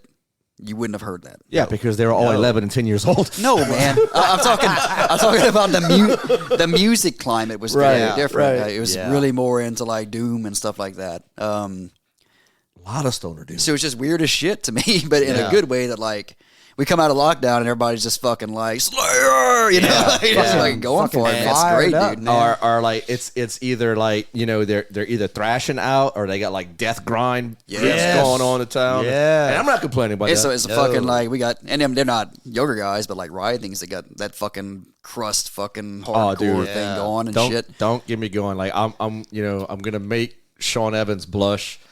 By going on more and more about his fucking band. He knows how much I like his band. His band fucks. I'll fucking say it. They do, bro. They do. And, man, I know those boys are fucking writing new material and practicing. Yeah. So I can't wait to hear what they do next, man. I remember if we go back now a little bit to the Abysm store, I remember Brian and I talking about it kind of early on and be like, dude, like, we're going to be the only band out there playing anything that's thrash-like. And I don't know how that's gonna go.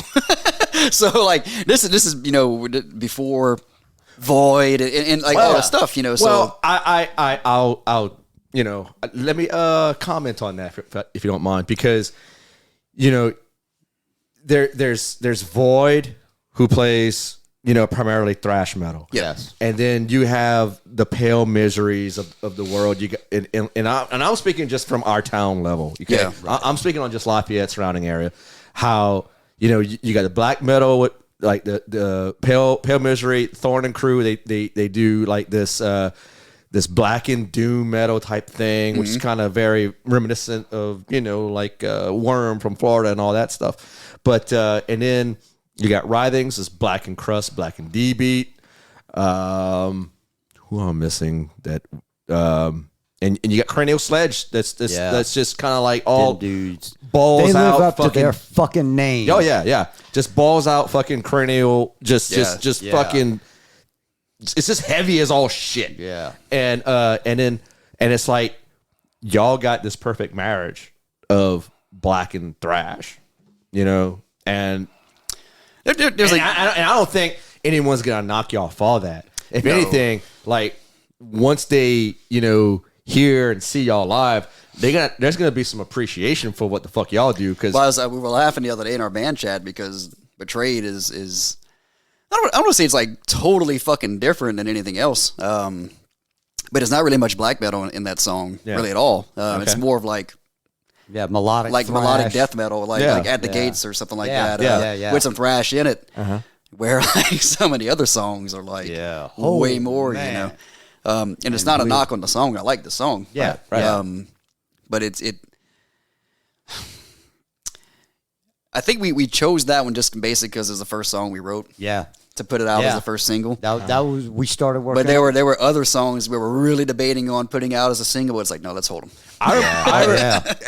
the last song that you worked on before you started mixing everything. 16.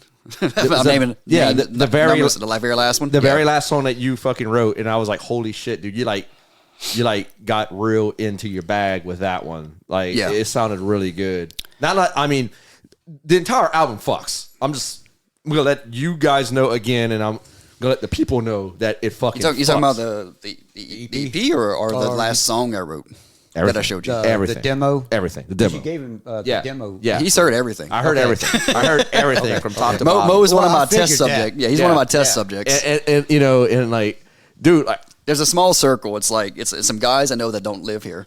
Yeah. It's exactly. Mo. I sent it to Bert and a few other ones that I'd be like, hey man, like I wrote this new song. Check it out. yeah.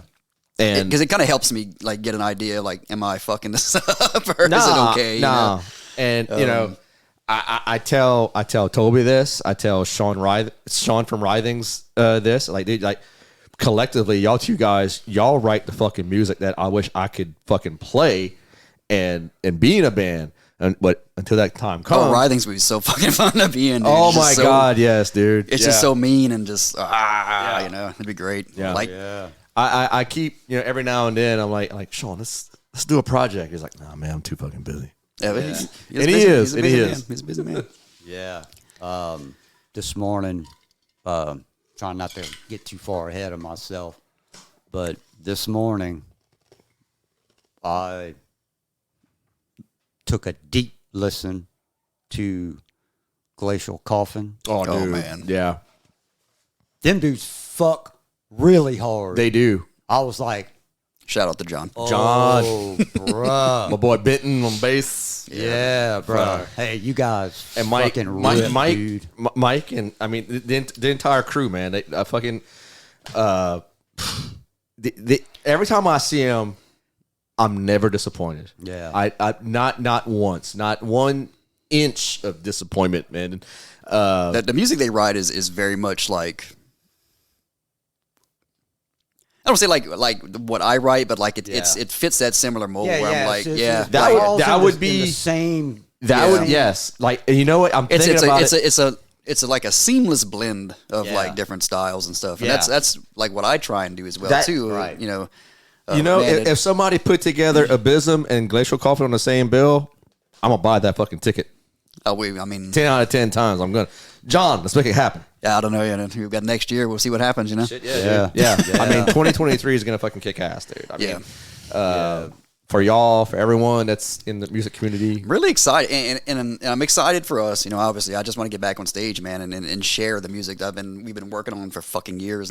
Yeah. But it's there's a lot of stuff, like writing new music, and I mean, we got so many good fucking bands, man, and there's already like shows lining up, for like next year, and I'm seeing like all these bills with like Cranial Sledge and fucking Golgothan and stuff like that, and I'm just like, man, it's great, like it's exciting, like Well, and what we need, man, I and I'm not knocking any one particular venue or not, but I feel like Lafayette needs to showcase and support more of the metal community.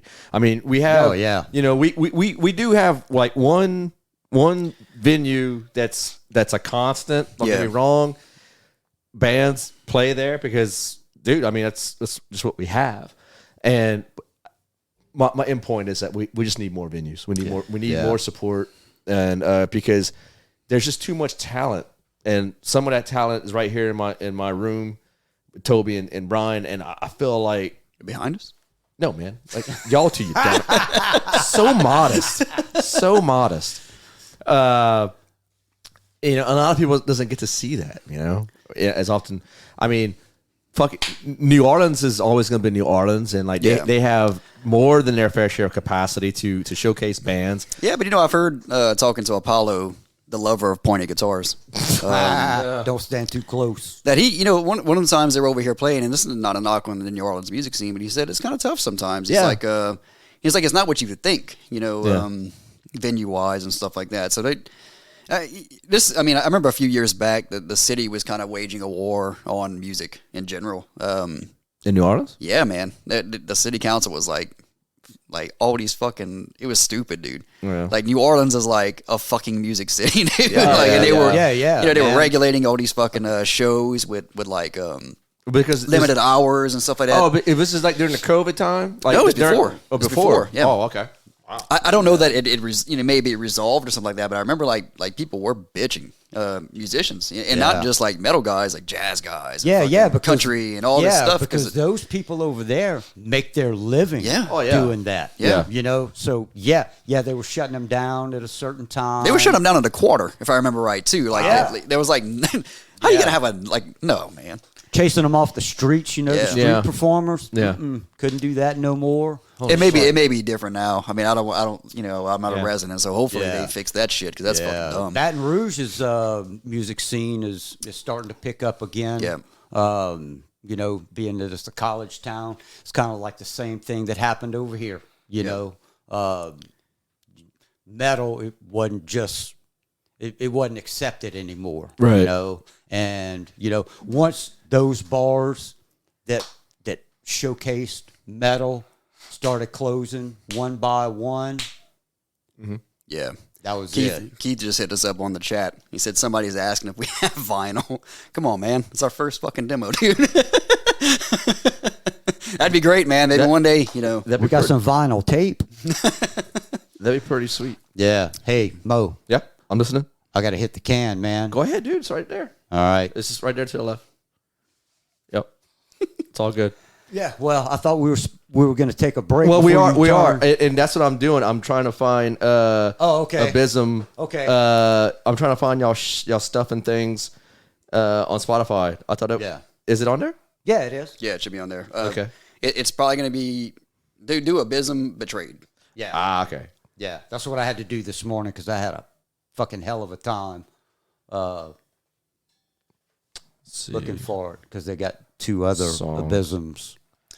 Yeah, if you can't find it, I did to help to help us be found easier. I did like Abysm _ Lafayette. Oh, so try that. Let's see, Lafayette. It should be on. I saw it this morning. They lied to you. No, like I clicked on the link and went to it.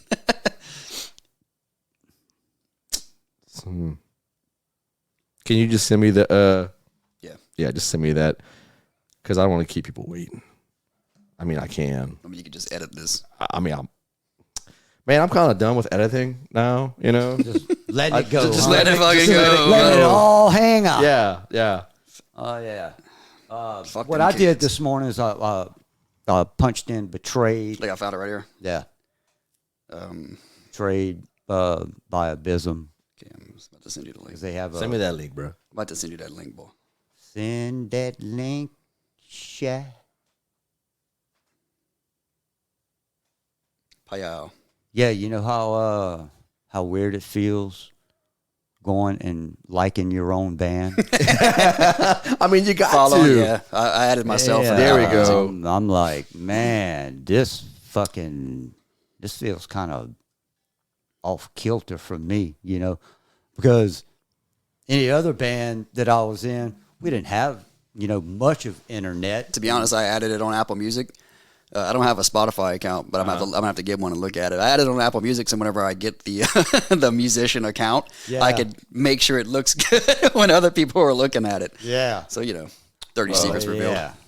Let's check it out, man. Let's for all of y'all who've been waiting rather patiently or impatiently with my, dumbass, we're gonna check out my boys Abysm Betrayed. Check it out.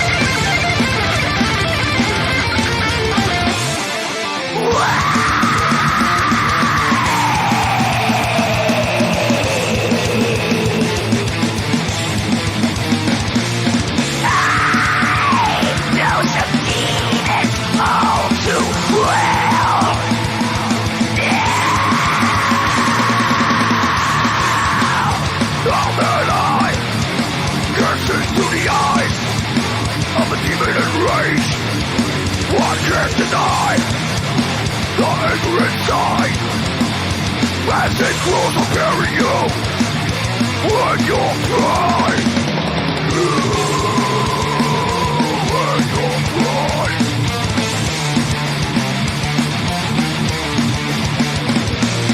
Memories never wrong. Kiss the ground, crush the crown. Fuck your feelings again. You are the one that condemn. Get one thing straight, my friend. I am the one to break you.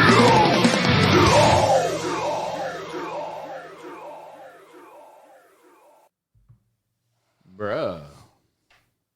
I mean, that shit fucks, like the kids say. Appreciate it, man. Yeah, I mean that's got to be really rewarding to hear that shit on a streaming service, huh? It is. 2-year journey, man. I mean, shit. We wrote the majority of that song, and this isn't to feel fucking special or anything. We wrote the majority of that song the first time we played together. Yeah, Brian and I. And that was kind of when we both knew that, like, okay, like we might have something here that's gonna fucking work, right? Because you never know, man. You know, you play with a new drummer or you play with a new bassist or guitarist or fucking whatever, and then you don't always have like a chemistry that works, you know? Yeah. But man, for us, it was just instant, you know? Yeah, I think it took, the journey took what it took to get y'all here. Yeah. There were some setbacks, trying to find a vocalist and stuff like that. A few little things like that. We went through a bass player before. Love you, Nick. Dude's great. He basically overbooked himself. He does like cover band stuff. Yeah. He's playing with Birdman now. Yep. Breaking news. They got himself a really fucking good bass player, man. Right. That's fucking Bird. In fact, called me. I think it was last week or maybe early this week. Yeah, I think it was last week or a week before or something like that. Yeah. Yeah. And he was like, dude. I think we got our guy. Oh yeah. And I was like, fucking right, man. I forget how many fucking songs because God, it was like 50 something songs he knew. Damn. Like cover song list. Yeah. I mean, all kinds of crap. There's like all kinds of shit. So let's talk about the guys that aren't here. That's in Abysm. All right. Currently, you got Andrew, and Keith. Yep. Now, did y'all try anyone else out as far as bass and vocalists? No. For this outfit. There were some other people we asked, and just time issues and stuff like that didn't work out. Right. Brian knew Keith from way back. I think Keith played in Zevix. Was that the name of the band? Yes. Okay.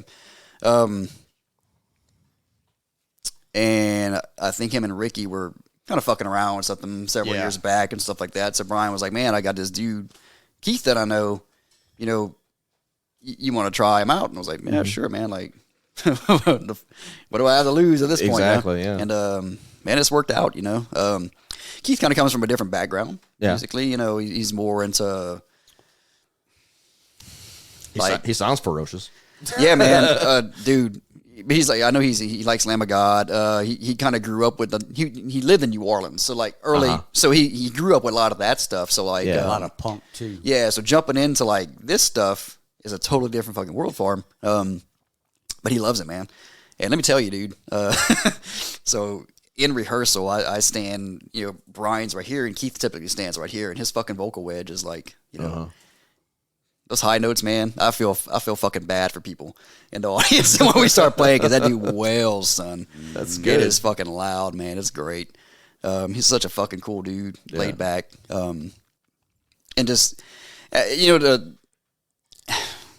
you can enjoy the music. You can enjoy playing live, recording, all this fucking shit. But what really fucking matters in a band is if everybody's cool and gets along. Yeah. And I have no fucking complaints. That's great. Everybody's chill, man. That's half the battle, like I always say. Man. It's really fucking laid back. It's complaints. No, man. We actually talk things out. Any issues that arise, we talk them through. Very democratic process. Yeah, absolutely, man. I write the music. But it's not gospel, So I bring the songs in like, you know, and I'll throw like scratch bass tracks and I'll program little shitty drums and stuff. But like I want to hear input from the guys. Well, yeah, and I'm just doing that to throw out, hey, like here's like kind of a fucking idea of what I'm hearing in my head. Yeah. And now you do the thing that you do with it and stuff like that. And I tell you what, man, it's very rewarding, you know, like having like Brian's drumming on the tracks because it's different than what I would fucking program. You know, I mean, it's stuff like that. Andrew's fucking let's talk about Andrew. Yeah. Junior. Yeah. That kid has come a long way. Yeah, dude. He's a really fucking good drummer too. Really? Yeah, he's a really fucking good drummer, man. Like, typically when we're in between, like, you know, when we take little breaks and stuff, he always hops up on the kit, man. He just fucking, he's good, dude. He really is, man. He's very well rounded. Yeah. I'm drawing a blank. What's the name of the fucking band he's in it with Tyler? You know, I can't fucking think, dude. I forget shit. Dude, I'm old. Dead Centered? No. Fuck. I thought it was Dead Centered. Let's just go to Andrew's Go to his little book of the face. Yep, I'm already there. Instagram. Dead Ringers. Dead Ringers. Ringers, yeah. Dead Ringers. My bad, Andrew. Tyler. Yeah. I'm old. Yeah. So I know he's played with a couple bands. I think I don't remember exactly who. I think he's played with them. But like Tyler lives in Shreveport. Tyler's the vocalist for Perpetual Deception, who we'll be playing with in January. Gotcha. Cool dude. He wanted to play. He wanted to play with us, but like, I mean, we were like, I was like, look, man, like, hey, I'm cool with it, dude. Like, you don't have to come every week and practice. I fucking get it. Come once, twice a month. Yeah, I mean, because he's playing it good enough. But I mean, he eventually was like, yeah, I can't do that. I was like, I figured, man. But I was like, you know, the door was open, bro. Right. Andrew, as a bass player, man, like this last year, maybe about a year. Yeah, about a year. Yeah, he's grown so much. Like it's fucking wild. Like I remember we were practicing and stuff, and in the very first few practices, I mean, he learned the songs quick. You know, he picked up everything quick. He was playing with a pick, and one day, hey, ain't nothing wrong with that. You know, I don't know if Brian was fucking with him. Or Brian was just being for real, but Brian was like, man, just put that fucking pick down and use your goddamn fingers. Like 2 or 3 practices later, the dude was coming down. And he was just laying shit down with his fucking face. I was like, "Oh my god!" Like never pick up a pick again, bro. Like you good at man. And he's just enthusiastic, man. It's fun having that younger dude, you know. Yeah. Whenever I talked to him at the Writhing show, whenever Faustian played. He loved them. Oh, dude, and I love Faustian. Yeah. I mean, they were great. I bought they gave me this shirt that I'm wearing. Free swag. That's right, Troy. I'm wearing it, baby. I'm wearing it. And but yeah, I was talking to Andrew that night, and when he just like, I was meeting him, you know, at the table where y'all sat, and he was just like, you could just tell, dude, like he lit up, like I can't wait to get this shit fucking going, and man, start playing with these shows in town. He's really chill out too, man. For like a younger cat, man, he's fucking just real level headed and stuff like that. Real serious about, you know, practice and you know, and always concerned with like, you know, my playing my parts, you know, that he's really like, you know, which is great, man. He's him and Brian together. It's fucking awesome. That's great. He's really he's really critical of himself. Yes. You know. Yeah. In fact, sorry, Andrew, I'm gonna dime you out. He was, you know, he wasn't complaining today, but he was like, yeah, man, I still listen back to the EP, and I'm like, bro, I could have done this, I could have done that, and I'm like, too late, bro. But I get it. He's that kind of guy, man. Yeah. Which I could appreciate because like I'm that way too. But I know better. Especially with recording, like studio stuff, like at some point you have to be like, this is it. Yeah. This is the final fucking version. Yeah. Next time it'll be better, guys. You know, like, but yeah, I mean, I like that drive, man. Keith is the same way.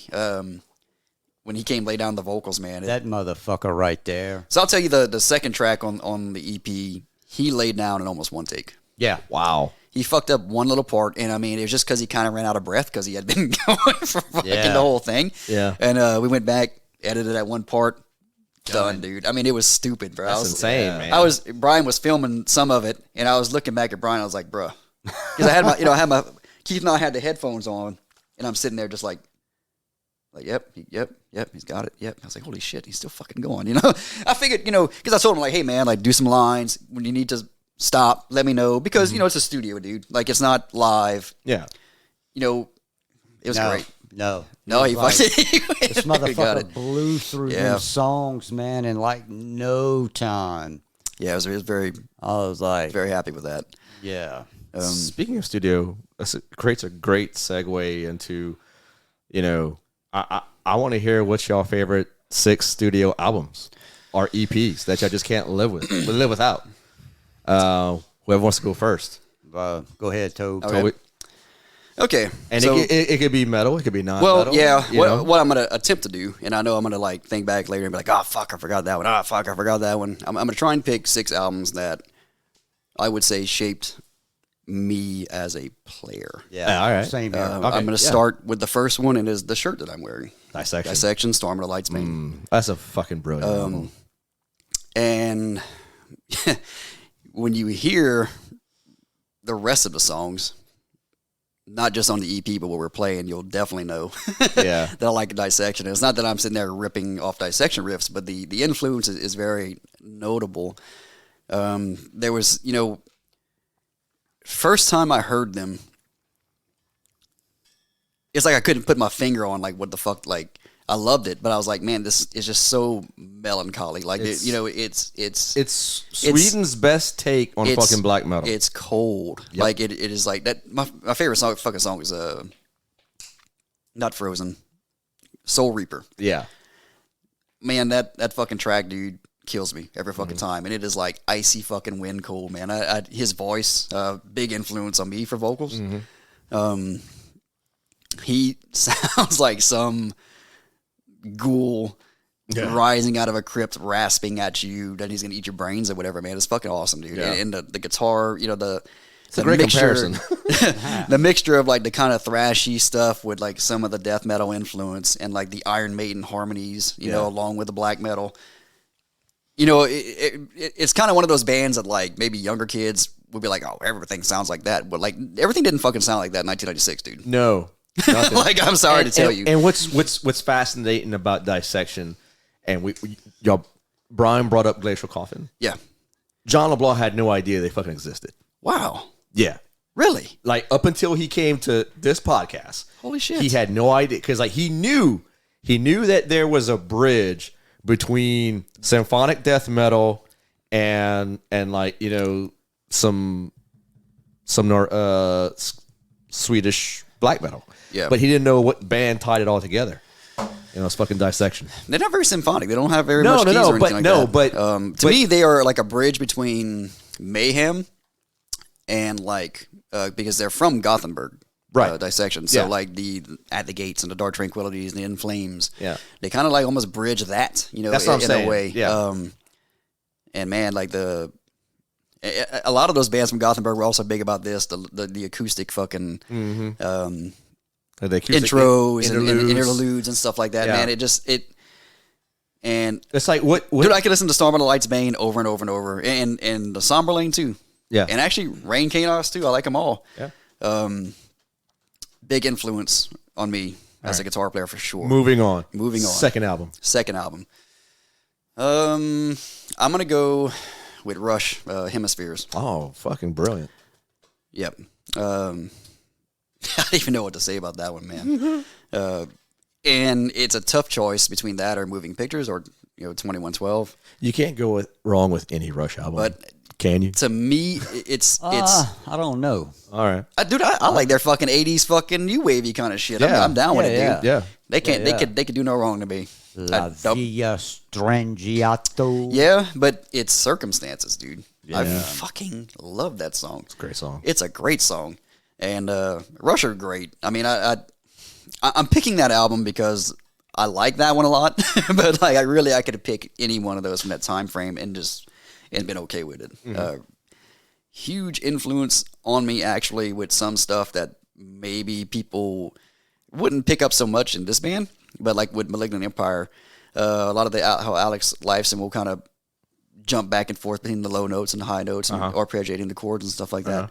I kind of half-assed did that in a black metal way, which some black metal bands do as well too. But one of my friends that's older, he's a good bit older than me, grew up listening to Rush, and he was like, he caught it, and he's like, "Hey man, that's that you doing that Rush thing, huh?" Doing that Rush thing, aren't you? It's like, yeah. There's a few songs I do. Busted. Yeah, I'm okay with it. Fuck up. I'm okay. Don't give away my secrets, dick. Totally fine with it.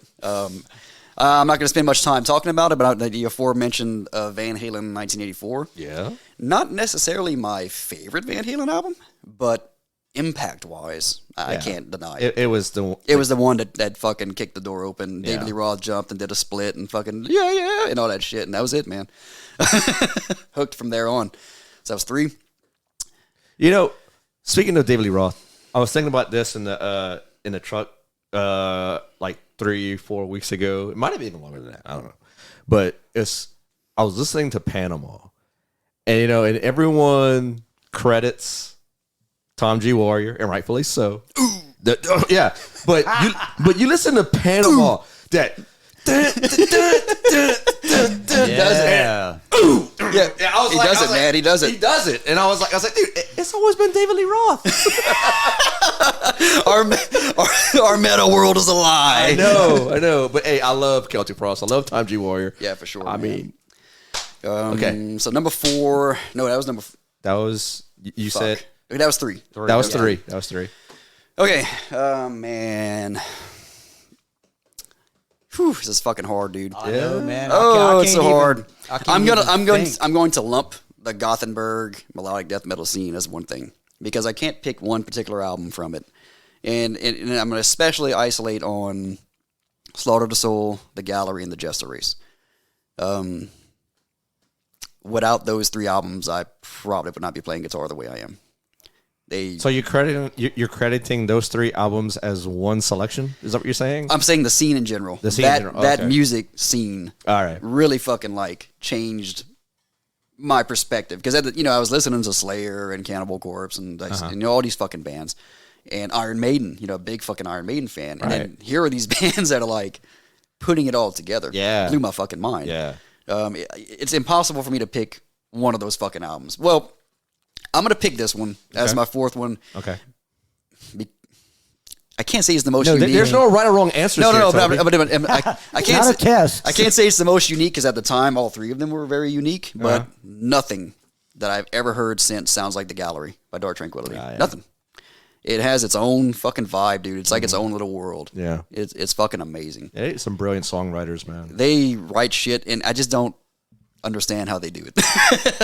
Especially that album in particular. It kills me, man. Number 5. God, man. It's which Metallic album do I pick? It started with Injustice for All, obviously. And as a kid, the Black Album came out, and that was a big fucking thing. But I think as a... Saint Anger, baby. No. Oh, tick, man. tick, tick, tick, tick, tick, tick, tock. Or whatever the fuck it is. Yeah. Oh, no, man. I'm going to go back, and I'm going to pick Master of Puppets. I had a cassette in high school. Remember you get the 90-minute cassettes, the real fucking long ones? Yeah. One side was Ride the Lightning, the other side was Master of Puppets, and I just would fucking flip that bitch over and over. And I like them just about equally. Yeah.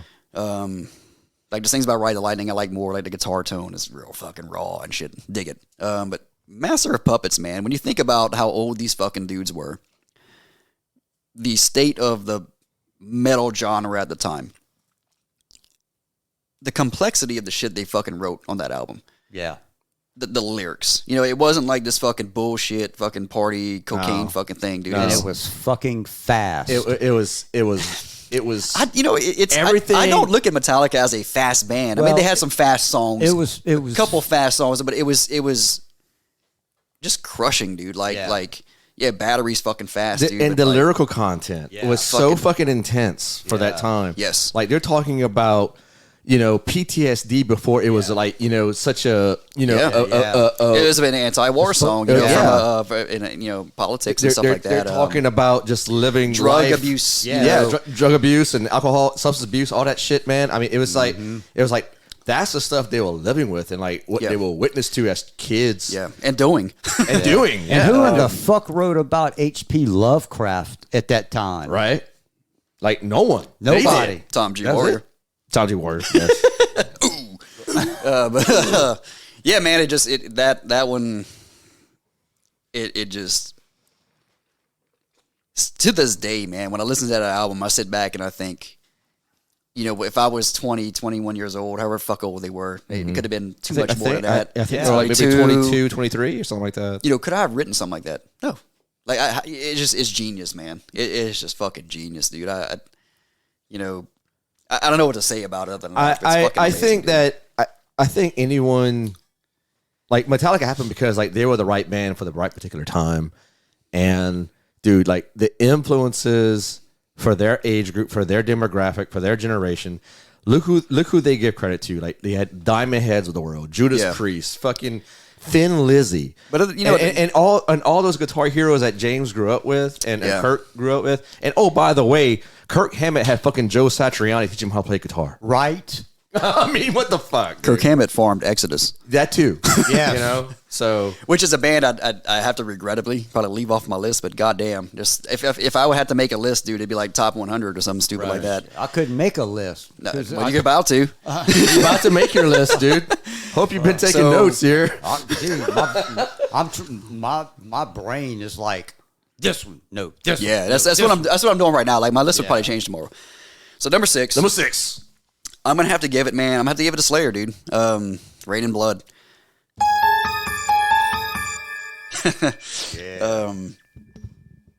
Absolutely fucking mind blowing because I went from I was listening to Metallica and I was listening to Megadeth and stuff like that, dude. Which still is fucking great, dude. Like Rust in Peace is one I'm leaving off that is one of my top 10 albums probably, but like when I fucking press play on that fucking CD, dude. And for the whole 29 minutes or whatever seconds, I was just like, holy shit. Yeah. I had never heard anything that fucking intense. Even the death metal shit I was listening to was great. But dude, like, it's like, it's just so fucking savage, dude. Yeah. And once again, I'm thinking back, you know, Master of Puppets, 1986. Yep. Rain and Blood, 1986. Holy shit. Yeah. And like, you know, I wish I would have been a kid old enough back then to fucking get that motherfucker, like, when it came out. Yeah. Imagine like what like whole, see my cousins did all the legwork for me when I was 6 years old because I can't imagine like what that was like, dude. Dude, like I just tell you from you know, I'm just a year older than you, and like all my cousins are probably Brian's age. I'm not saying you're old, Brian, but you are old as shit. Fuck. Damn, dude.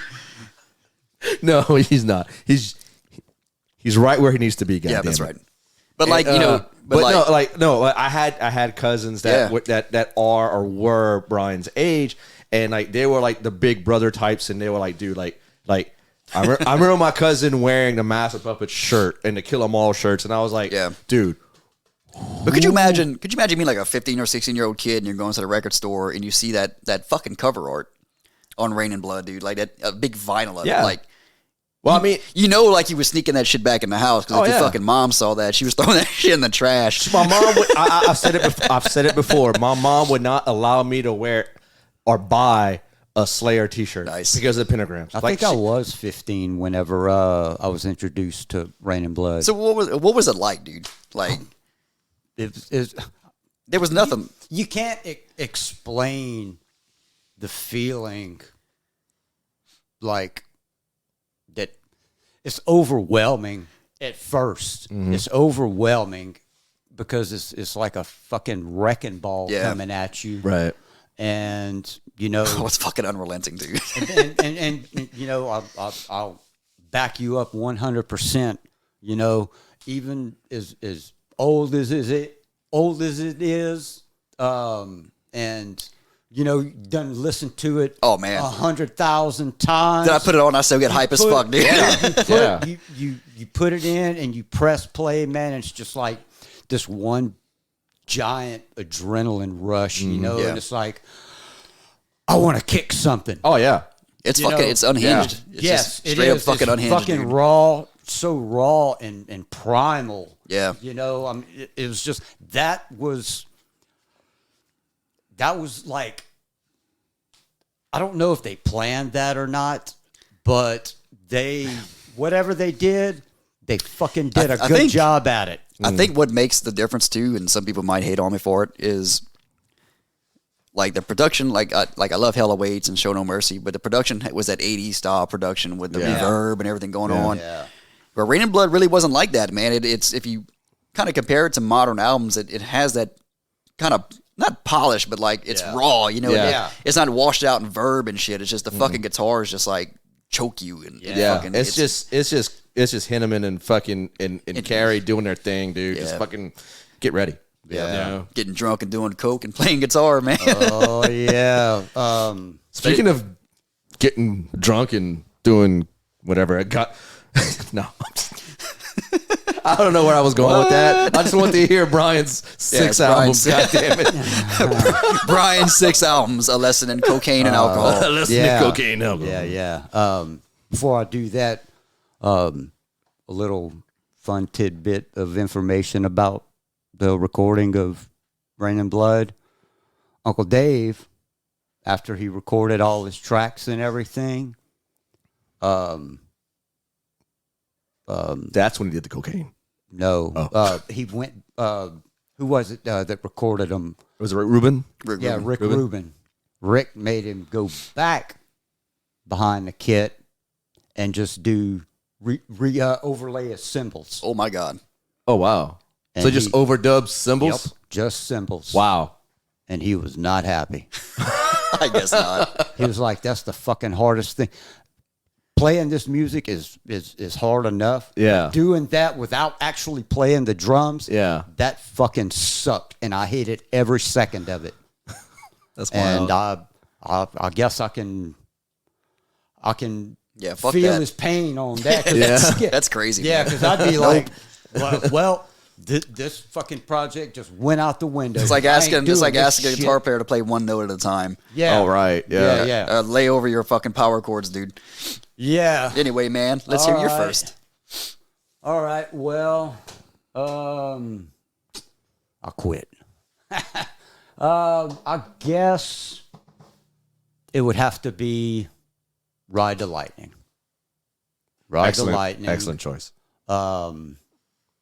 Yes, Master of Puppets was my initial introduction into Metallica, but like you, man, you know, there's just something about Ride that just it's so like it's As it is uplifting in like content and melody. Yes. It's also fucking just thundering and just, I mean, like for lack of a better word, just thundering and fucking it hits your soul in all the right spots. Exactly, man.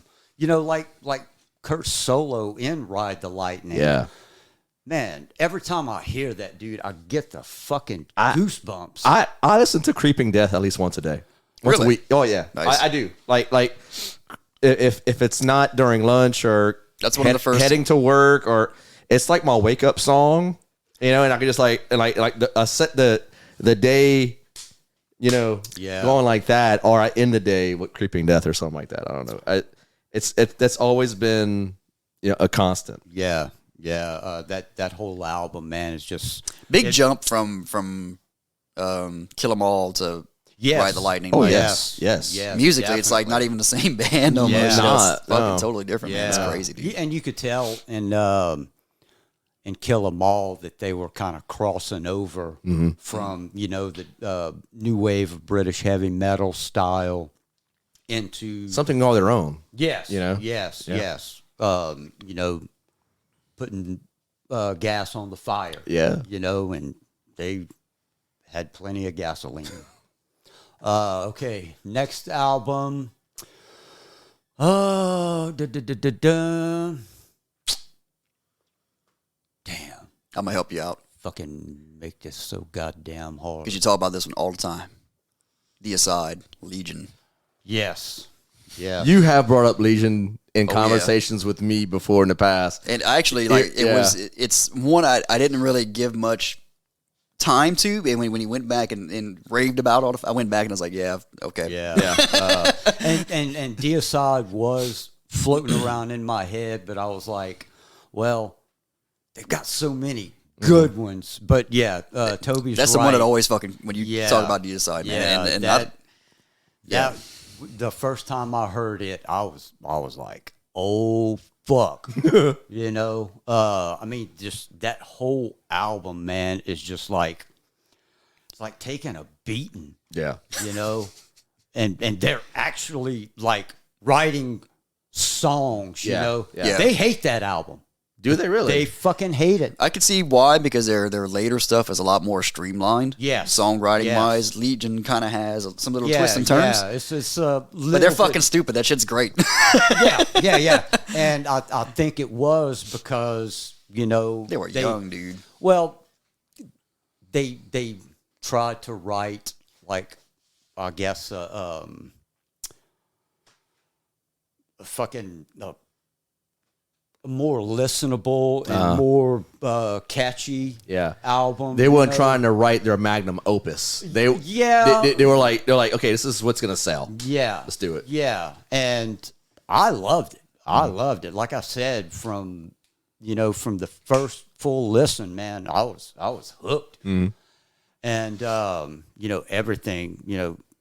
Steve Ashim is fucking. That dude is unstoppable. He's not called the Machine for nothing. Right. Let's see.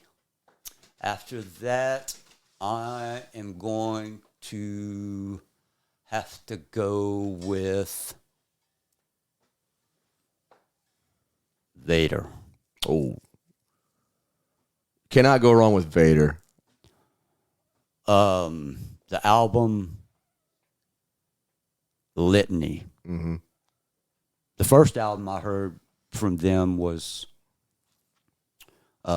Future from the Past, the cover song. They're fucking brutal. Black to the Blind is my jam. I'm a great one. Decapitated Saints fan myself. Oh, yeah? Oh. That's the first album. First album. Yes. Yeah.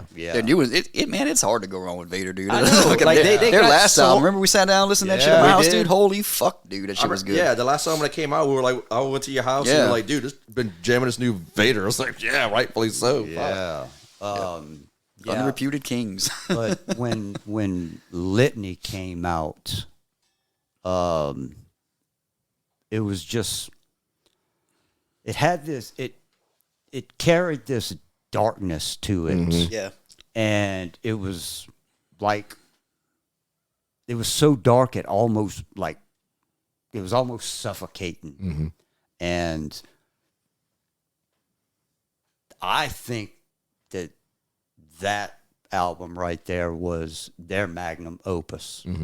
Because, I mean, since that album, they haven't written anything even remotely close to it. They just got faster. Yeah. Yeah. That's all they did. You know, Doc's drumming on that album is just ferocious. I've tried playing along to a couple of the songs. I can half-ass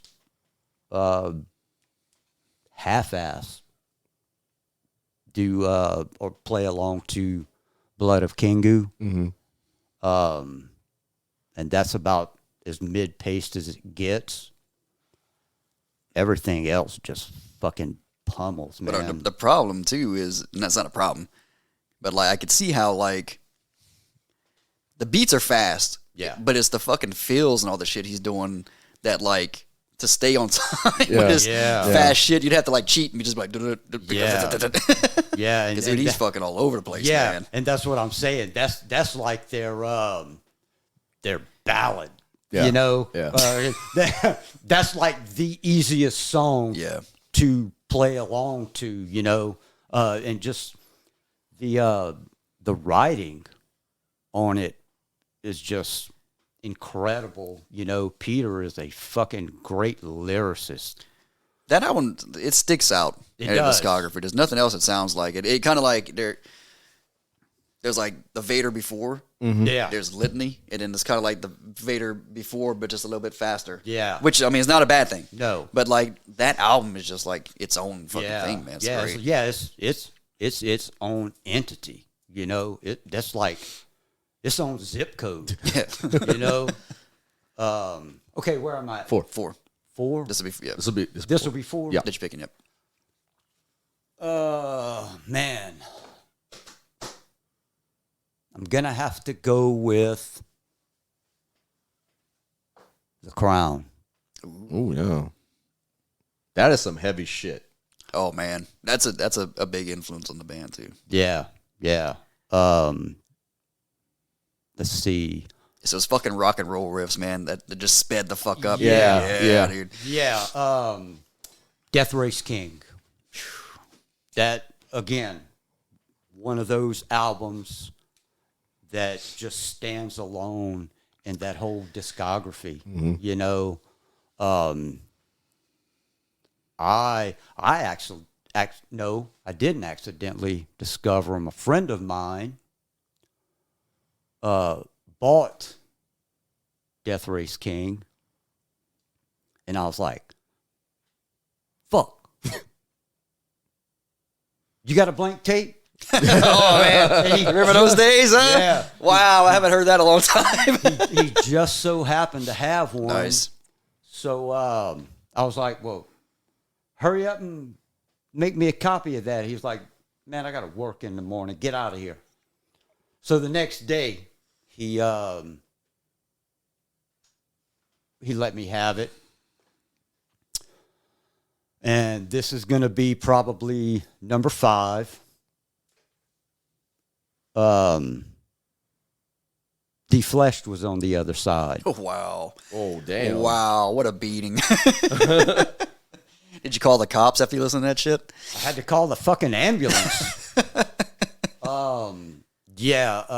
That Hey, which album from The Flash? Man, it was the one before Fast Forward. Shit. I'm drawing a blank too. Damn it.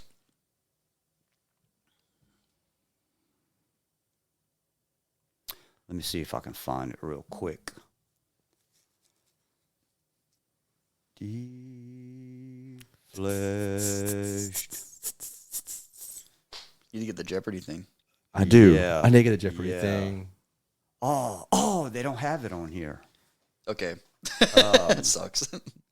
Yeah. But it's the one before that. I can't remember the fucking name of it. But it was fucking fast. And I don't know if you guys knew this, but Defleshed and The Crown. Yeah, they had a rivalry. They had a rivalry going. They were from neighboring towns. And Who could outfast each other. and yeah, exactly. But you know, I love both bands. Yeah. Hands down, they're both fucking incredible bands. But I will have to favor The Crown because of that A little bit more variety. rock and roll, you know. Like when the Defleshed album came out, I knew exactly what the fuck I was about to get. Yeah, Right. yeah. You was fixing to get your ass handed Yeah, to you. I called the cops. They came.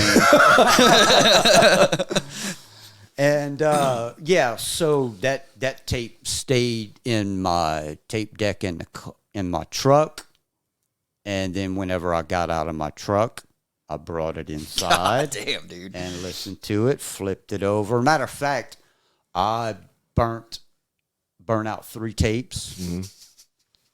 Yeah, I did. Before I finally was like, okay, dude, it's time to fucking move on. Yeah. So I am going to, for my number 6. Oh shit.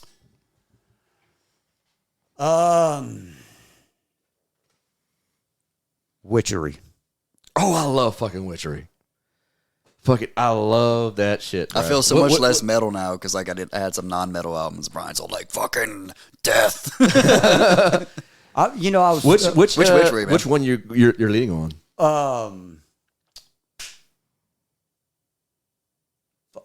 Is it Witchkrieg? Yes. New one? Yeah. Yes. Witchkrieg. With Legion. I think Legion was on vocals on that. Yes. Yeah. That was the.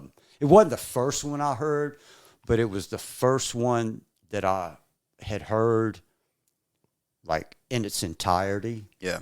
And I was like, man, this is like so good, so good. They And have a good bit of that like old school metal rock and roll kind of Yeah, vibe in black a lot and of their roll. songs. Yeah. Black And that's and not roll. by accident. Because, No. Because yeah, fucking Jensen's all about that. Patrick Jensen, dude, he is all about AC/DC. He's Yeah, all man. about fucking Rainbow. Witchery for this is gonna sound so not metal. Sorry guys. Witchery are fun. They're They are. fucking They fun. to really listen to, are, man. man. It's just jamming, dude. Just about every metal band I listen to is fucking fun, in my opinion. No, but it's you know what I mean. It's just like it's got this fucking like like back in the day, gonna fucking pound some fucking beers with my fucking friends and shit, and just Yeah. fucking listen to loud music and party. It's Right? like it's, Like they it's- got that vibe, dude. It's just fucking. It's great. Yeah, it makes you happy. Yeah. You know, that's fucking Singing about Satan and fucking yeah, playing riffs, dude. Fucking and right, drums, dude. Yep. Hey, that should make anybody happy. fucking We right. know. I mean, we do a lot yeah. of singing about Satan. Yeah, so. yeah. I was gonna I was gonna choose because he was talking about Rush and everything. Dream Theater was a big influence on me too. Especially the first two albums, Images and Words, and Awake. the second one, Awake. Those were two major influences as far as prog goes at that time. Yeah. Because, I'd done heard all the Rush. Yeah. This was something fresh. Yeah. And it still had a good bit of heavy to it. Yeah. You know? And it's kind of where like prog metal loses me. I don't know why, and I should be more inclined to like try out more prog metal bands like the Dream Theaters of the world and whoever else. But it's like, man, like when you have uncles and dads and family friends that pour on like Yes and Right. and fucking King Crimson on Yeah. you, dude. It's like, dude, it's like you heard where that shit can go, and oh my god, what's the other band? Pink Floyd. No, not Pink Floyd. Mahavishnu Light Orchestra. Oh yeah. Oh, man. I mean, Wow. those motherfuckers, dude. I mean, fucking. It's like everything I've ever heard regarding Jethro Tull. yeah, dude. I mean, it's like I guess I'm just a more of a devotee, type of listener than I am like adventurous. But Right. I do adventure out, but Yeah. it's more or less the adventure stays in the confines of the black metal Yeah. and death metal. And all that. So I'm big into prog metal to an extent. I Yeah. don't Yeah. like a lot of the newer stuff much, and there's no knock on it. It's just Yeah. not my thing. But like, Yeah. like fucking Fate's Warning, dude, one of my favorite. Oh yeah, bands. yeah. I mean, fucking that's Fate's a big Warning. exception right there. Yeah. that's a big exception. Well, once again, Queensryche. Yeah, Queensryche. Queensryche. But once again, I'm going back to the beginning. Yeah. I like, Exactly. I like the songwriting. Yes. Right. Yes. Yes. But yeah, Portnoy, he fucking, like, when I bought Images and Words and listened to it in its entirety, I was like, I may as well give up. I would not be able to fucking top this shit. I have the tab book for Images That's like and Words. every time I go to Toby's house and he's playing some like, Oh, God. like man, I don't Here we want to go, play. man. Yeah. It's fucking easier than you think, dude. Yeah. And, I'll show you the tab book to Images and Words if you really want to fucking have your feelings hurt. Yeah, right? I haven't even opened. I opened it a couple times. I was like, nope, not for me. But watching not only Portnoy, but the rest of them evolve. Yeah. Since Images and Words up until Black Clouds and Silver Linings, whenever Portnoy left, it was just like every album was just like, how do they do it? Yeah, to hurt your feelings more about that, they write the majority of their stuff in the recording studio. Yes. Oh, yeah. Yeah. That's fucking stupid. I quit. Right? I mean, I'm going to start playing again tomorrow, but Yeah. I quit today. Yeah. I was, I forgot who it was. I don't know if it might have been Birdman, our preparer that fucking sent me a YouTube link when I was first learning how to play guitar and discovered what it was like of voicing or just learning more about the fretboard and whatnot. Yep. So he sent me this John Petrucci fucking Guitar World. And look, I'm probably 4 or 5 months into playing guitar, right? And I'm like, I'll tell you what, man. no, no, thank you. I have a copy of it if you ever want to check it out. Rock Discipline. Yeah. It's difficult, Yeah. but if you sit there and work with those because he does a lot of really weird fucking exercises that make your fingers and brain think outside the box. Well, They're not linear. Yeah. But dude, if you would sit there and work on that shit, Well, holy fuck, man. I think I'm more inclined to sit and discipline myself with something like that right now. Yeah. Whereas, 4 months in, where my head's already fucking swimming, and I'm like, I imagine we gotta what? start wrapping it up here soon. But have you ever seen the spoofs they do of his videos where it's his real deep voice and he's talking shit basically I think I saw, I think I saw those. you could play faster than me, all this fucking dude, they're fucking hilarious. He thinks they're funny too. Yeah. He's seen them as great. Dude. But yeah, man, shit. Yeah, I didn't even realize we're over 2 hours and 26 minutes into this recording. Jesus. But that's time flies when you're having fun, though, man. Yeah, man. Don't even start. You and Sammy talked shit for 2.5 hours. Only. They've talked shit 2.5 hours 5 fucking times. Yeah. Was it 5 times? No, It's 3, I think. It's just It's 3 3 or 4, times. yeah. It's just 3 times. That last one was Love you, 2.5 Sammy. hours. Yes, we love you, Sammy. That's the one because we're on video. Yeah. Yeah. Oh yeah, that's Now they true. can see us being all awkward and shit. Yeah. I guess we need to make that announcement on the new guy. I mean, if y'all want to, man. I mean, Just to how does make he it feel about it? Just wait to release this a little while. It'll be all right. Yeah. We'll talk to tomorrow, suspense. man. Okay. We'll keep y'all in suspense. But I mean, there is something to announce. Y'all are playing some Yes. shows relatively soon. We can actually say next month now. Yeah, man. First show, January 28th with Cranial Sledge, Perpetual Exception at the Feed and Seed. There you go. And then February 11th, we're playing Brian and Sophia's birthday bash with 800 other fucking bands. Yeah. I forget the list that Brian told me. It's a I lot. don't It's gonna be even fucking fun, man. think I even I saw it. believe that's at the Boom Boom Room. Probably Okay. so. I think that's where they I normally think so it was do. last time, huh? I think he asked maybe Cranial. He was waiting on a response from Cranial Yeah. Sledge, so Yeah. we might end up playing with him again. Nice. But I forget who else is playing. But it's the usual thing, man. Just a bunch of fucking bands, dude. It's gonna be great. Wow. Nothing else lined up yet, Yeah. but kind of reaching out, feeling around and stuff. Maybe something late February and going into some March and stuff. I know I'm waiting for my boy Sean to get done writing this fucking music because I definitely want to play with Writhings. Yeah. I want to play with Father Rust. That'd be fucking Jerks. Yeah. I love his band, dude. I love That's Jarek. a fucking cool band. And of course, whoever. We don't give a fuck, dude. Yeah. Hey, y'all want to put on a fucking show, dude? Call us. I'm dude, I'm really excited about next year and all the new happenings of all the bands and especially y'all band, dude. I think y'all gonna help bridge the gap between a lot of people's musical tastes, and they are introducing to something that they haven't heard before. If they have, oh well, but it's gonna be something fresh regardless. It's weird for me, man. It's I don't know. Brian feels the same way. It's like watching your kid grow up, and Yeah. just the response from people we've gotten so far for songs that I wrote. It's weird for me. But I mean, my biggest thing is I hope people enjoy it. I told that's Sam the biggest thing. Sammy asked me. We were talking about other acts, and I said, dude, I just can't wait till my boy Toby's band is ready to start playing live. And he was like, well, what do they sound like, bruh? And I was like,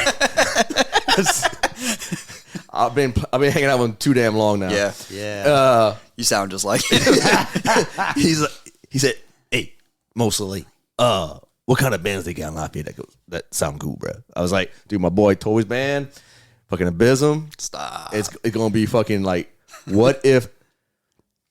And I'm gonna probably make you blush a little bit, but it's like what if like fucking Gary Holt joined a fucking black metal band? You know, I always say that, dude. I was like, man, it's like, and like now y'all gonna have a thicker, fuller sound. Yeah. Where I'm just not watching y'all two play and practice. Yeah. Which is great. Like it's, I mean, whenever it's whenever I first heard y'all two playing, even without practicing, without the second guitarist right now, Yeah. Andrew's fucking sound is yeah. like He's big, man. filling in And he just ordered his Ampeg today. Yeah, so more fucking bass fun. Man, you want to just fucking see who we got? Just no, okay. no. I don't. Because I want to. I want to as well. Yeah, like you said. Yeah, we'll let him fucking do it. And Man, I'm telling you, bruh, when you find out who it is, bruh, You won't be gonna like surprised. that. you're gonna like that. So, but thanks to my guys here, Brian, Toby, for coming over, man. It's our pleasure, man. It's been Thanks it's for- been a long time coming, but like it's like now, dude. It's like, you know, y'all got the release out. Word on the street. Discreet. The streets are hot. Yeah, and it's gonna be bro. even hotter come next month. So be sure to check them out at Feed and Seed. Yeah, man, we appreciate the support. Yeah, man. Absolutely, dude. Yeah, That's- we really do. And, you know, I made a post about it the other day, you know. It's fucking weird, dude. It's Yeah, surreal. it's like, you know, one day we're at, you know, less than 100 people. Then the next day we're at 200 people. Hey, you know, dude. following us, you know. So, yes, thanks to everybody. And, you know, Love you guys. yeah. Love you guys. Look forward to seeing everybody and playing with some locals, these local badasses we have. And rip your fucking faces off. Yeah. That's our goal. Rip their faces off. Yep. Sorry. All right. So on that note, thanks for joining us. Tales from the Riff. We out. Hell Satan.